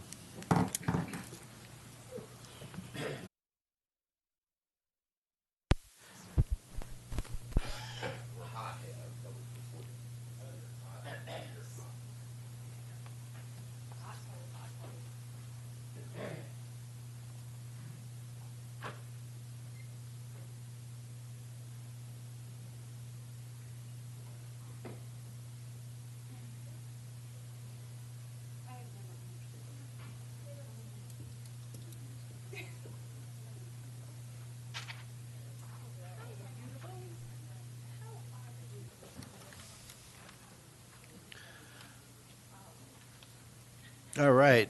I'd like to call the Board of Supervisors meeting of March 20th, 2018 back to order. We returned from closed session and have nothing to report. Would the clerk please read our 11:30 appointment? Consideration of approving correspondence to Senator Feinstein, Senator Harris, and Congressman McClintock requesting their support for state health insurance assistance program funding for fiscal year 18-19. Good morning. Again, Liz Peterson, County Administrator's Office. Here today is Kristen Milhoff, the Executive Director of Area 12 Agency on Aging, and Debbie Shug, the Health Insurance Counseling and Advocacy Program, or HICAP as it's known, Manager. They are here today requesting your board support for correspondence that requests the senators and Congressman McClintock support the state health insurance assistance program funding for fiscal year 18-19. The HICAP program, I believe your board is aware, is extremely beneficial to seniors and Medicare beneficiaries in the county. And I will let Kristen and Debbie speak more to that. Supervisor, if you would like to let them speak more to that. Yes, I will let them speak. But yes, they're here today for that. Someone's a control freak, I think. Seems like it. It's not me. Good morning. I am Kristen Milhoff, the Executive Director of Area 12 Agency on Aging, and my colleague and I are here today to provide you with a brief overview of one of our well-known programs, the Health Insurance Counseling and Advocacy Program, and we ask for your support in advocating to protect our program. So at this time, I'd like to introduce Debbie Shug, Program Manager for HICAP. Good morning. Again, my name is Debbie Shug. I'm HICAP Program Manager for Area 12, and HICAP is Health Insurance Counseling and Advocacy Program, and we help Medicare beneficiaries, pre-Medicare beneficiaries, their families, and dual eligibles navigate the Medicare maze. Last year, 2017, we helped over 1,900 clients in our PSA, and the PSA is from Amador Alpine. You guys know Amador Alpine. And we helped save those 1,654 clients over $1.5 million with our services. How do we help these people save money? We help them navigate the Medicare maze by knowing their options. When they come into Medicare, they have options for Medicare Advantage. They might have employer group health plans. They might have TRICARE. They might have VA. They might have FERS, STRS, CalPERS, or CalSTRS, and they want to know how it works with their Medicare, if it works with their Medicare. The Medicare Part D program is an annual open enrollment period where we can save people thousands of dollars by reevaluating their plan to make sure that their personal formulary matches the Medicare plan, the drug plan that they choose. We help them enroll. We also help them to see if they're eligible for Medicare savings programs to help with their Medicare costs. We help with all billing issues. If they get billed for something they shouldn't be billed, or Medicare denies a bill, we help them with the appeal process. Or maybe it's just a miscoding, we can help with that. And we help them understand their long-term care insurance. So for 2017, like I said, for Tuolumne County alone, we saved $818,974 for our beneficiaries. That was 1,028 clients that we helped that saved that money, but we helped 1,217 in Tuolumne County. We have 7 volunteers in Tuolumne County and a total of 17 with the whole PSA. And those volunteers did 401 hours of additional training on top of what to become a counselor, which is 40 hours. That's every year they have to do additional training to stay current with current events with Medicare. Okay. Anybody have a question? Oh, and we have the chart with the monies. I heard your presentation last Monday. I have a quick question. I don't have that many questions. Go ahead, Sherry. Debbie, so what is the investment from the federal government? You told us what we save, and what kind of investment is that? Kristen has that figure. So actually, the federal government for the agency contributes $105,000 annually. So $105,000, and we save $1.8 million? 1.5 million. 1.5. Yeah.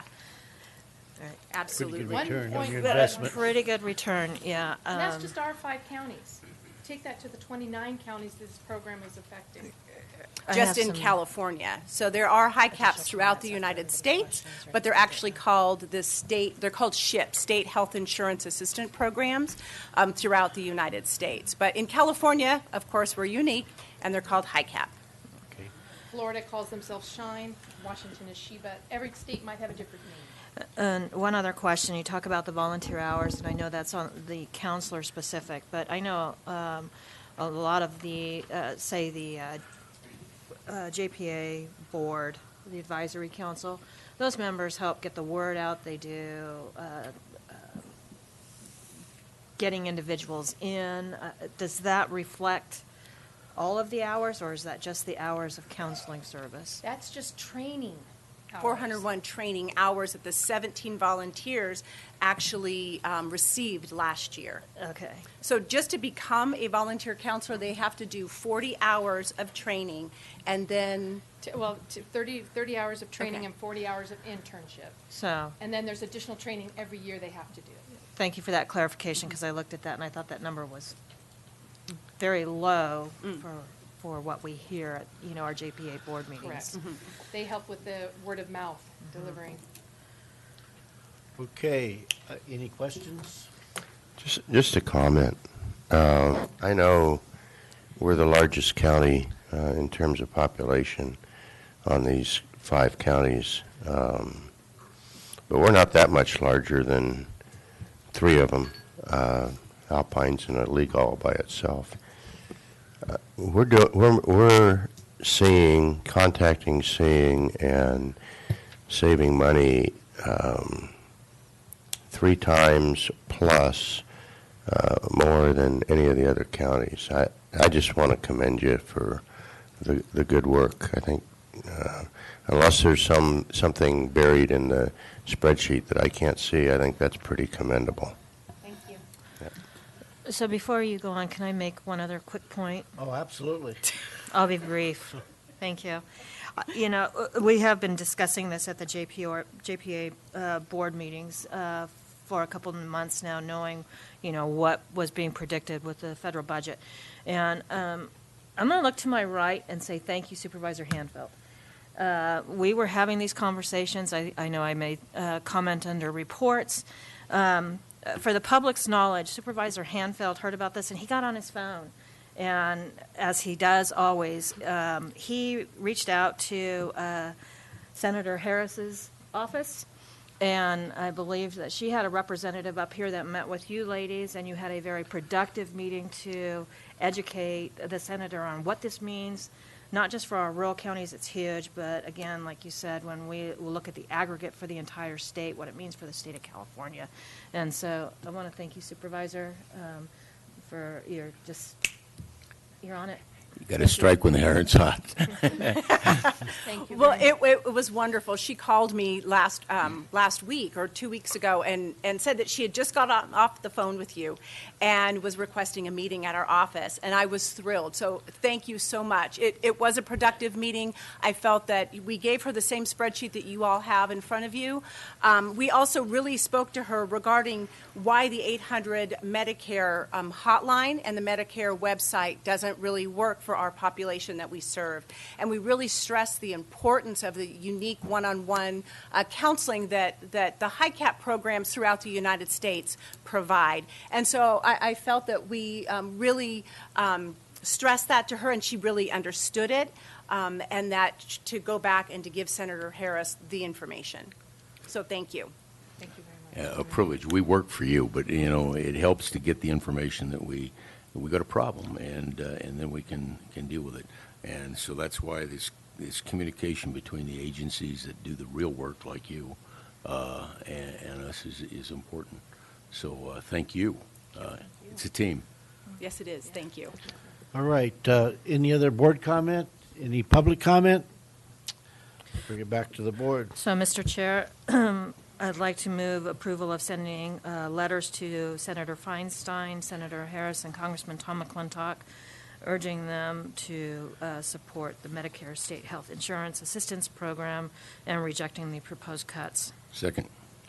Motion by Supervisor Brennan, second by Supervisor Hanvelt. All those in favor? Aye. Aye.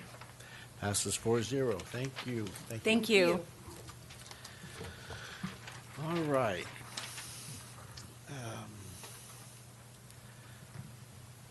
Do we have time to do the 21, the closed session item? If do a quick report? We might have time, but somebody is going to be on the phone that's not available until later on. Okay. All right.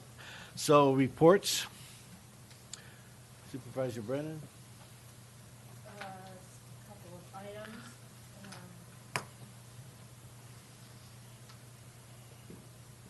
In the last 2 weeks, I have been to Sacramento 4 times. And I don't know how Supervisor Hanfeld does this. I was at the Sierra Nevada Conservancy Board meeting on Wednesday, March 14th, and Thursday, March 15th. And if you are interested, they are working on their long-term planning, and all of the information is online. They are doing an exhaustive outreach program, and they are compiling the information. And I would encourage you, if you're interested, to go and look and make any comments that you would feel are necessary. I was also in Sacramento at the RCRC board meeting and for Supervisor Hanfeld, and there was a very interesting agenda item, which was a CalPERS presentation, and very factual. The presentation I will forward to the rest of my colleagues on the board. It was something that CalPERS is so complicated, and this was really done to, it was a presentation for those of us that are not as informed. The takeaway is from all that was really addressed by all the rural counties. This is not just a Tuolumne County problem. This is a problem for all rural counties. And when, at the end of the presentation, there was a real push that we start communicating with the CalPERS Board of Directors. They seem to be somewhat tone deaf to what rural counties are faced with. And I was really thinking about our letter writing campaign with roads and how well those letters were done. And we will never know exactly how much influence there was, but we have to believe that, we saw a roads package, and again, that was a very coordinated effort to get that through. I think that with leadership from Supervisor Hanfeld, we should start a look at what it would mean to start a communication letter writing campaign. And there was broad consensus from all of the rural counties that this has such dire consequences for counties if we don't get CalPERS to understand that they have to look at restructuring some of the outstanding piece, whether it's looking at the years of payback or the rates. So I would encourage us to have Supervisor Hanfeld work on that, and we have to have a very active campaign directed at the Board of Directors. Okay, Supervisor Hanfeld. Yeah, it's, I just can't echo what Supervisor Brennan says enough. CalPERS is just literally out of control. They're going to bankrupt not only counties and rural counties, but cities as well, with their arbitrary dealings with things, and they don't listen well. They just spout off. And this idea of amortizing a fix that largely they generated, in my view, from a problem they generated, and doing it in 20 years versus 30 years is a real problem. I think we're just going to have to stand up collectively as the rural counties, and others will join us, I'm sure, and just say no. This unilateral negotiation of this is how it shall be can't work. So with that, I'm more than happy to lead that charge. I want to give a lot of credit to Lisa McCarger, who's the CFO of RCRC, and she's worked with us and our own Debbie Batista in trying to get some of these things fixed. And they're a great team, and Lisa's leading the charge, and I'll work with them to do that. Since I was last here, I was in Washington when we last had a meeting. On March 1st, I was asked to testify in front of a Senate Budget Committee on the impacts of wildland fire disaster on local economy and what it meant. That was an interesting session, since I thought I was supposed to be there for a 9 o'clock start, and it was about 4 hours later before they put my section on, and a lot of what they had was dealing with, there were people talking about the recent disasters late last year. But I gave them a sense of reality on how it impacted us and some of the problems we had. And I expect that we haven't heard the last of that. Wildland fire is a big deal. The planets and stars are aligned, and I expect we'll see a lot of action out of the legislature. We need to stay on top of that and participate in that. The other one is that I went to Washington for the NACO meeting, paid for by RCRC, by the way. That was a little problematic, first of all, getting there. got to 50 feet off the ground at D.C., and they aborted the landing and ended up in Detroit. And that was kind of strange. Didn't intend to be in Detroit, so he spent the night in Detroit, flew in the next day, missed part of the Public Lands Use Committee meeting, but sat in those all day, and the WR meetings. Those are just so valuable to us because we're aligned with the western states, and we can then build on their initiatives and add our own little things to it. And it's interesting. It took a while, according to Supervisor Can, it took a while for the WIR to understand that California has a lot of rural counties. His comment is, he says, you got to sit with these guys and spit and whittle a little bit before they find out you're really a rural guy. Anyway, and then Monday and Tuesday we spent on the Hill. And we traveled to lots of congressmen's offices and some senatorial offices. And I spent some time with the FCC on broadband, spent time with BLM on their issues, spent time with the Department of Agriculture. Bad news is 2 days later, Tony Took resigned as chief of the Forest Service, but I'm optimistic we're going to move forward there.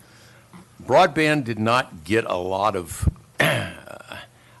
it got all the head nods, but no real action. I'm very concerned about that way to keep the pressure on rural broadband. And we made big issues about the unique issues associated with rural counties, and that CAF 2 was one thing, but we needed more than that. We needed support for our local WISPs and things like that. The bottom line and my bottom line out of Washington is those people can't decide which is right, which is left, which is forward, which is back. They're just totally ideologically locked down, and they're not making any decisions there. A lot of the problem is associated with that the president hasn't been able to get his secondary and tertiary appointments in place. He's got his cabinet, but that's about as far as it goes in many cases. And so with the farm bill, we're likely to get a new farm bill. It's going to be basically an extension of the old one. There won't be any big decisions made there. With PILT, we're likely to get PILT, but not an extension of PILT, because they won't make those decisions. As you know, they're working on another continuing resolution right now. We talked about SRS, and while there's a lot of sympathy, a lot of head nods, we're 2 years behind, and no one thinks that's going to happen. It's just not happening in D.C., and if anything doesn't happen by September, things are going to die because of the midterms, and so that's the general consensus there.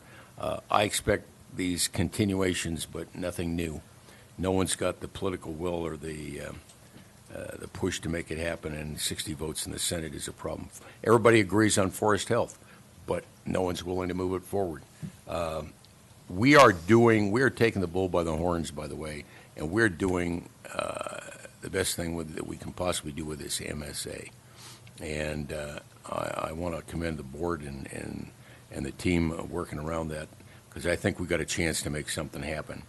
And I've talked to Ken Pym a lot about that. We're going to take our proposal and make a presentation to him in about a week or so, and because he wants to make sure that before he grants any money, it's going to work and that he's going to get results. And that's one thing that we got going for us in Tuolumne County. Our people are making things happen, and we've demonstrated that with tree mortality and leading the pack, and we know how to do it.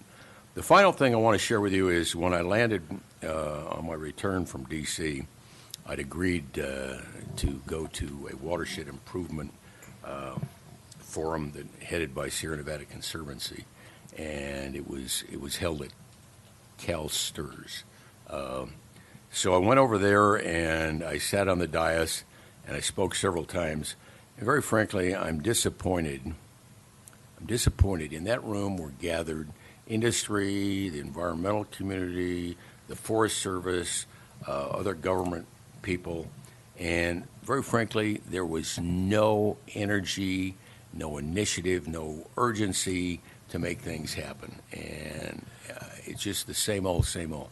If we keep on doing the same old, nothing's going to happen. Our state's going to burn down. PIMLOT said we burned over 1.2 million acres in 2017 in wildland fires. A lot of those were the ones you heard about at the end of the year down in Ventura and places like that. They weren't necessarily forest fires, but 1.2 million acres is more than 50% larger than the state of Rhode Island. I mean, this is getting worse, and the real sad thing is we get a new administration a year from now. Is something going to happen? We've got to make it happen now. The governor's still trying to make up his mind on his task force, and time is wasting. But anyway, I'm not encouraged. I don't have any good news, but that's the report out. Thanks. All right, thank you for all the effort. Supervisor Rutherford. Yeah, on the 7th, I just have to mention this. I went to the Women's Day event out at Black Oak Casino, and our very own Supervisor Sherry Brennan was awarded, and well-deserved, as were several other exceptional ladies in our county. If memory serves me, at least one of them was a county employee. 2 of them were county employees. Thank you. And then on the 10th, I went to the 2-Care dinner, which is always a great event, and Congressman McClintock gave an exceptional speech. And other than that, I've been in my PJs for the last about week. Too much information. I do want to talk about a little bit about the CalPERS discussion that my 2 colleagues have brought up. It's interesting that CalPERS actually is, in a perverse way, incentivized when counties or cities go bankrupt because they get to write off some of their debt. And that disturbs me that mindset might be playing into the decision to go from 30 years to 20 years. That decision really hurts small counties and cities in good years. It will crucify us in bad years. Okay?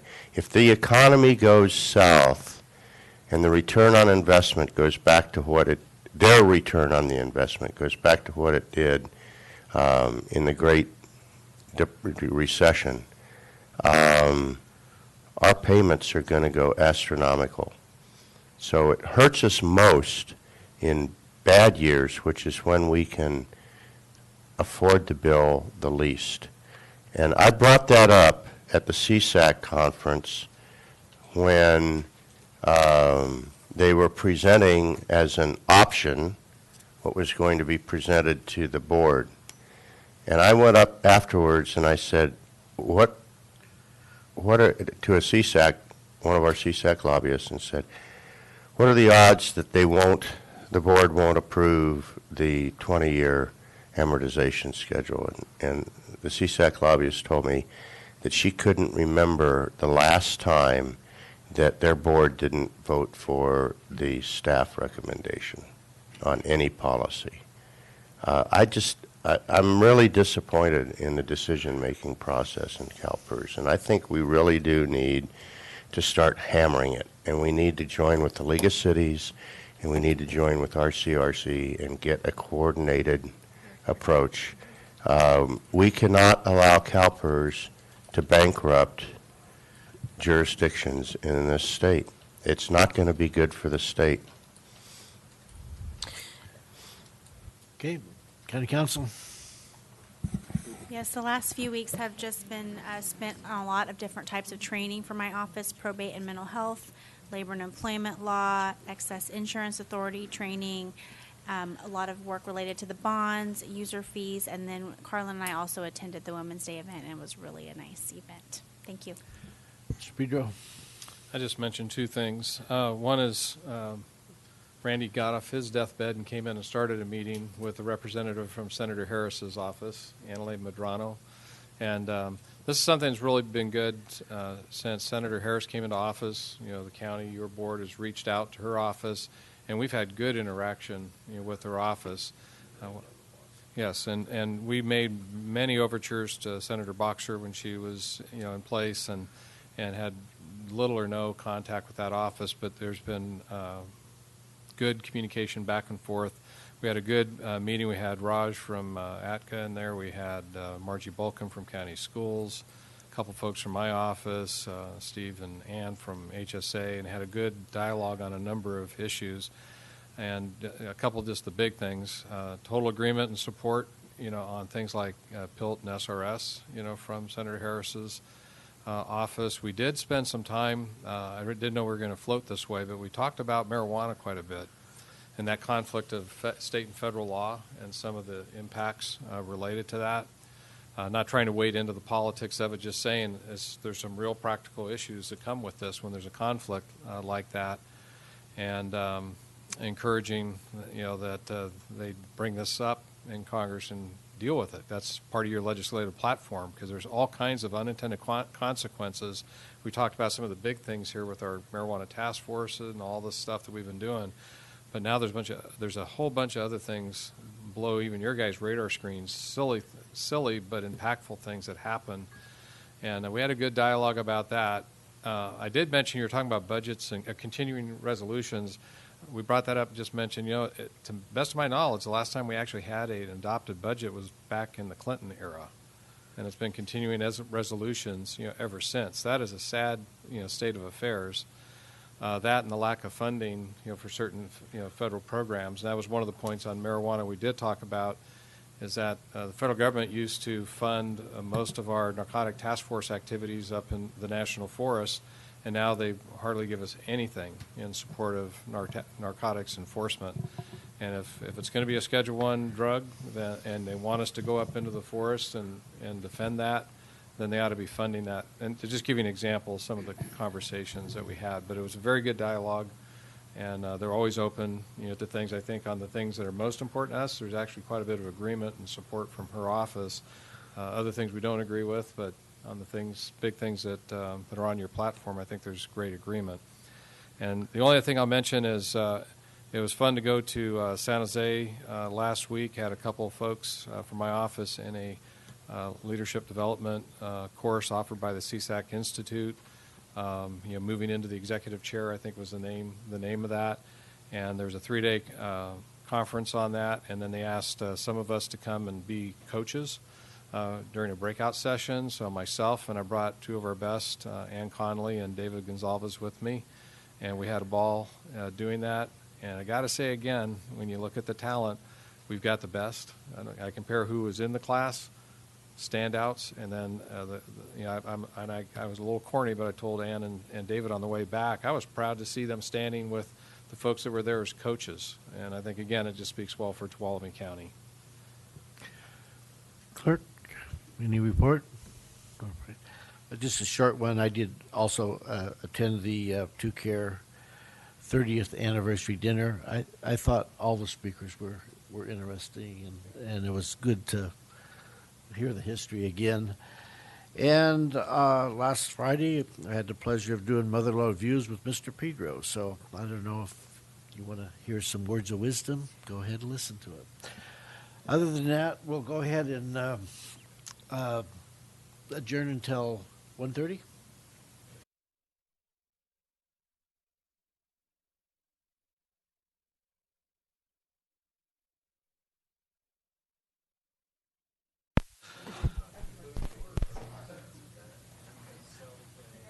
Thank you. I'd like to call the Board of Supervisors meeting of March 20th, 2018 to order. We have 1:30 appointments. We're going to take number 2. Would the clerk please read number 2 first?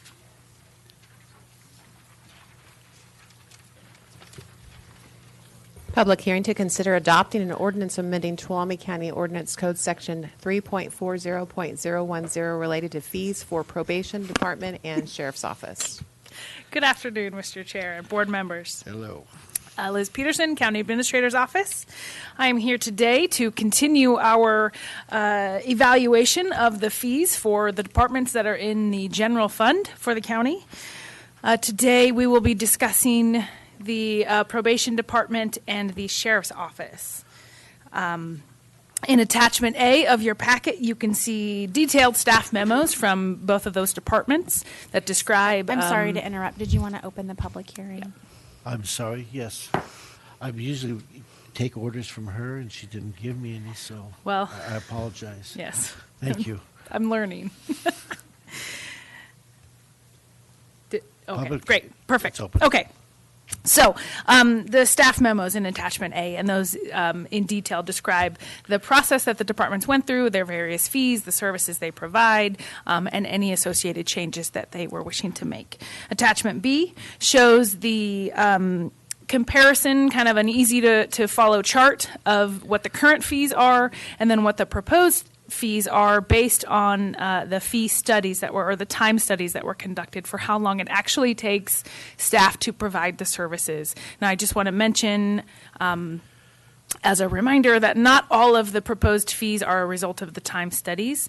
Sometimes, for various reasons, it's more advantageous to the public to maybe propose a fee that actually costs less than the amount of time it takes to provide the staff. I mean, for the staff to provide the service, excuse me. And then attachment C shows a comparison of fees from Tuolumne County and then compares them to other counties, the like services. Again, as we've talked about, it's sometimes difficult to get that comparison. And but anyway, there's that information for you. As also was directed by your board, these fees were discussed in detail at the Finance Committee on March 7th. Now, the committee didn't technically meet because there wasn't a quorum, but Supervisor Rotifer was there, as well as our assessor, our assistant administrator, our tax collector, and our auditor controller, as well as the staff from the probation department and the sheriff's office. And so those, like I said, those fees were discussed in detail. The staff recommendations were discussed. Specifically, I just want to mention that well, first, I want to mention that both departments, Sheriff's Office and Probation Department, mentioned that a lot of their fees, the cost to provide them has actually gone down, even though the cost, the general wages for employees has increased over the years, but they've built in efficiencies in their department, a lot of digital efficiencies and other things, so you'll see some of those costs actually decrease. Specifically, I just want to mention that the probation department, it was brought up at the committee meeting that the probation department, their services really are designed for rehabilitation. It's not really about generating revenue for the general fund. And so that was discussed in some detail, as well as other considerations that, like, for example, a judge has authority to waive some of probation department's fees. And then there was also the mention that in kind of the pecking order of collecting fees from probation, the probation department is at the very bottom of that list. So it makes it difficult to collect the fees for the services that the probation department provides. And so with that, the changes to the sheriff's office and their proposed fees would generate approximately $60,170.75. Of course, that's very approximate, but maybe generally we could say about $60,000 in additional revenue each year. The probation department, we did not calculate that because of the mentioned comments before that really that department's really about rehabilitation. So I am here today requesting that your board amend the Tuolumne County Master Fee Ordinance for the Probation Department fee schedule and the Sheriff's Office fee schedule. Both those departments are here if you have any questions or want to hear from them at all, but that's what I have. Okay, this is a public hearing. Is there anyone from the public that would wish to speak on this before the board talks about it? Seeing no one, so I'm going to close the public hearing portion of it and bring it back to the board. Supervisor Rotifer. Yeah, just something that struck me when we were having this meeting, and Liz has already talked about it, but with the county being in last position on these probation fees, we don't collect a whole bunch of that. Between judges waiving fees and and also being in last position to the state and whoever else gets in there. We don't get very much in terms of probation fees. And that was maybe shouldn't have been, but it was news to me, and a little disheartening, I would have to say.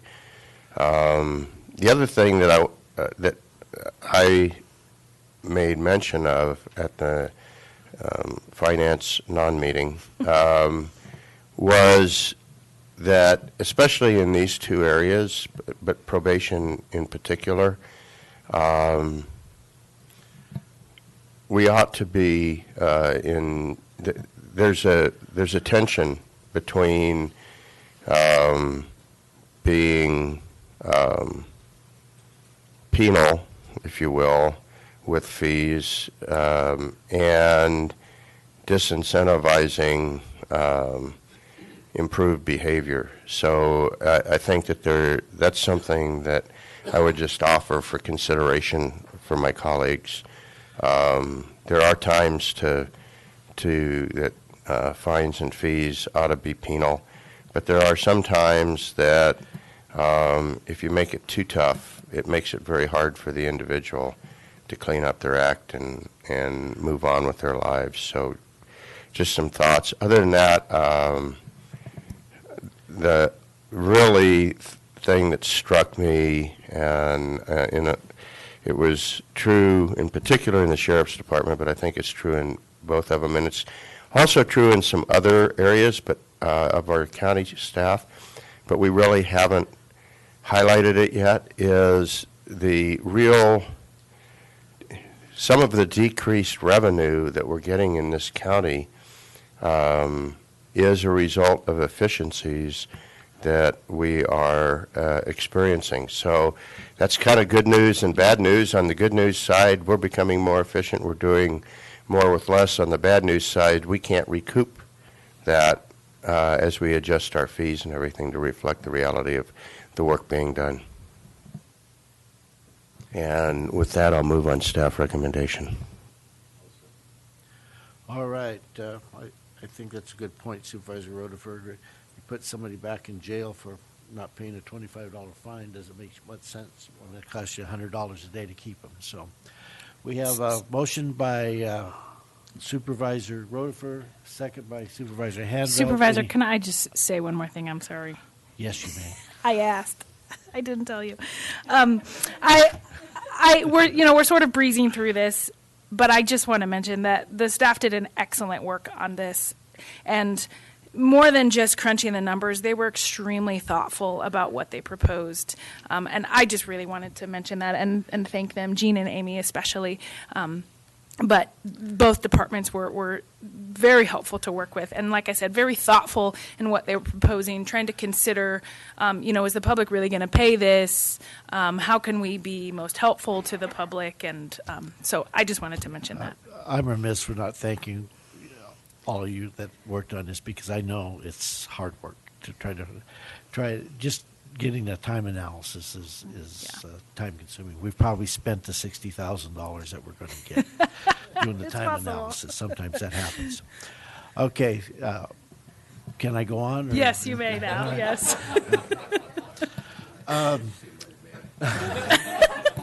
Okay, so we have a motion by Supervisor Rutherford, a second by Supervisor Handvelt. I asked for public comment. We close the public hearing. All those in favor? Aye. Aye. Opposed? Passes 4-0. Thank you. Thank you. County Council, did we clarify the? We did, and we can proceed. All right, that sounds good. Will the clerk please read our first 1:30 appointment?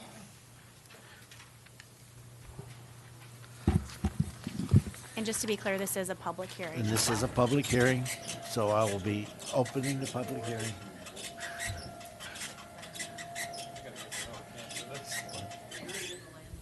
Yes. I've been saying that for Rosemary and Danny Norton, vesting and tentative subdivision map TSM 17-044 to allow a 47.8 plus acre site to be divided into 4 parcels as follows. Lot 1, 5 plus acres. Lot 2, 5 plus acres. Lot 3, 32.4 plus acres, and Lot 4, 5.4 acres. The project site is zoned RE2, residential estate to 2-acre minimum, open space, and O1, open space under Title 17 of the Tuolumne County Ordinance Code. The project site is located at 18264 Old Wards Ferry Road on the west side of Old Wards Ferry Road, approximately 0.3 plus mile northwest of the intersection of Jacobs Road and Old Wards Ferry Road, portion of Section 7, Township 1, North, Range 15 East, APN number 5656028. Renee, or Quincy, who's going to start it? All right. Good afternoon. My name is Renee Hendry. I'm the project planner. We have an application from Rosemary and Danny Norton for tentative subdivision map TSM 17-044. This application was submitted on October 26, 2017 to the Tuolumne County Community Resources Agency for review. Here are the vision, mission, and value statements adopted by Tuolumne County, which are utilized as a guide for the processing of each project that we receive. One of the values is to encourage innovative and creative approaches to problem solving. The purpose of this project is to allow the division of a 47-acre parcel into 4 parcels. The proposed parcels range in size from 5 acres to 32.4 acres. There is a potential of up to 8 dwelling units on the project site as proposed by the tentative subdivision. The project is located at 18464 Old Wards Ferry Road, approximately 0.3 mile northwest of the intersection of Jacobs Road and Old Wards Ferry Road, and about 1 mile south of State Highway 108. The site contains the estate residential general plan land use designation, which allows 1 single-family dwelling on every 2-acre parcel and also 1 secondary dwelling per parcel. The ER land use designation also allows for agricultural activities such as farm animals and raising of a crop. Here is a map of the project's location on Old Wards Ferry Road. Parcels in this area range in size from 2 acres to 40 acres. The proposed parcel sizes would be consistent with the parcels south of the project site. Here is an aerial view of the 4 parcels as proposed by the tentative subdivision map. All the parcels are proposed to have an access driveway from Old Wards Ferry Road. The areas with the yellow and blue banding are existing areas of open space and open space 1 zoning along the Sullivan Creek corridor for protection of that habitat. Vegetation on the site includes live oak, blue oak, valley oak, ponderosa pine, foothill grapevine, buckeye, toyon, poison oak, blackberry, manzanita, buckbrush, and annual grassland. A biological study was conducted on the project site, which proposed mitigation measures to ensure the most valuable portions of the wildlife habitat are protected along with mature oak trees. The project was sent out review to adjacent property owners. Approximately 39 property owners within 1,000 feet of the site were notified. We received comments from 2 neighbors. The concerns were the potential increase of traffic and more wells interfering with neighboring wells. Water wells in the Sierra foothills are located in fractured rock formations, which form pockets of water similar to a straw inside a water bubble. Typically, each well is served by its own water bubble. The site is currently zoned RE2, which would allow agriculture uses and more wells presently, but wells for new residences typically utilize less water than agricultural activities. The project site was subject to the California Environmental Quality Act. A mitigated negative declaration was adopted on June 17, 2014 for zone change RZ 13-003. The study addressed potential environmental impacts. However, all the potential impacts were mitigated to less than significant level by incorporating mitigation measures that were identified in the initial study into the conditions of approval for tentative subdivision map T17-044. Some of the topics that were addressed were hydrology and water quality, land use and planning, traffic and circulation, visual quality, and also cultural resources. The project is proposing to meet the mission of Tuolumne County by increasing the number of parcels available for new residences so more people can enjoy a rural lifestyle in a healthy and safe community. The ability to construct more new residences would also aid in the creation of employment opportunities for people in the construction industry and also increase sales of new home materials in Tuolumne County. Tentative subdivision map TSSM 17044 was heard by the Tuolumne County Planning Commission on Wednesday, March 7, 2018. The Planning Commission recommended approval unanimously of this project 4-0. The Board of Supervisors needs to make findings for tentative subdivision map TSM 17-044 to ensure it's consistent with the general plan, ordinance code, and that the proposed project would not cause significant adverse impacts to the environment. The proposed conditions of approval for this project have been developed to ensure that all potential adverse impacts are less than significant. The Board of Supervisors can approve the project as is, add conditions to modify the project, recommend denial of the project, or even send the project back to staff to work on any outstanding issues. Any questions? Any questions from the board?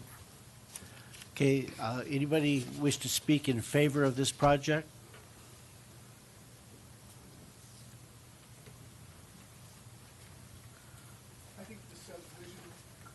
Please be seated.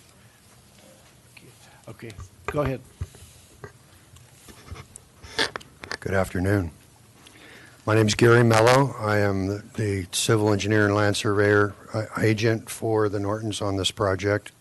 And obviously, we're in favor of it, and we hope that you are too. And if you have any questions, I'd be more than happy to answer those now or during your deliberation. All right, Thank you. Anyone else wish to speak in favor of the project?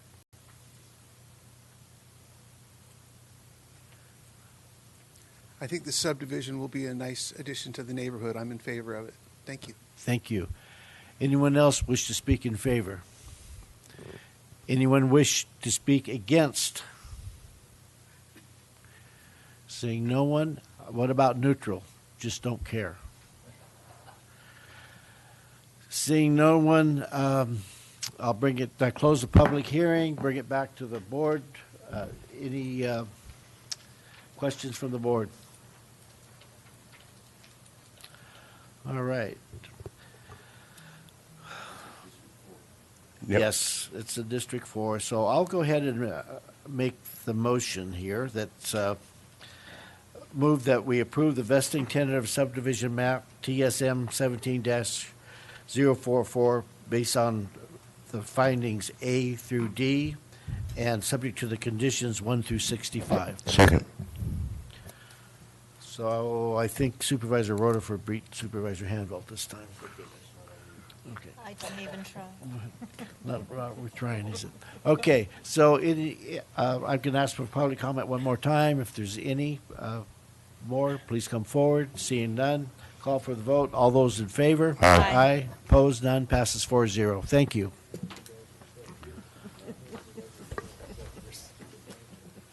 Thanks, Renee. Quincy, did you get my other?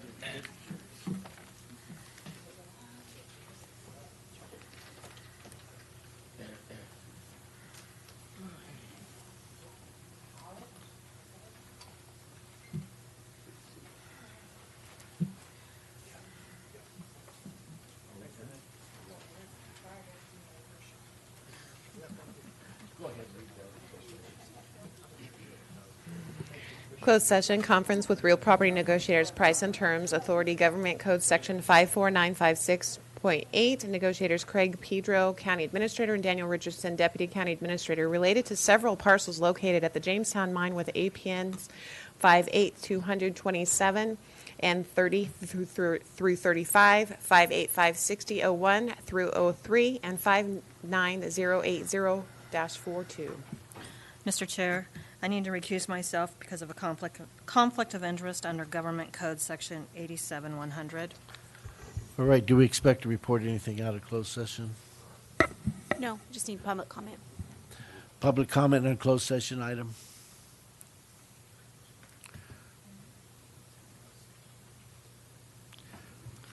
This mine is a multi-year ordeal, so use it or lose it and make it not cost me any money.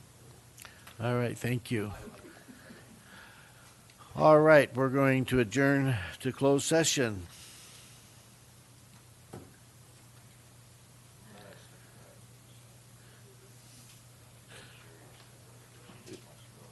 I know, she wants to go home early. That's what her deal is.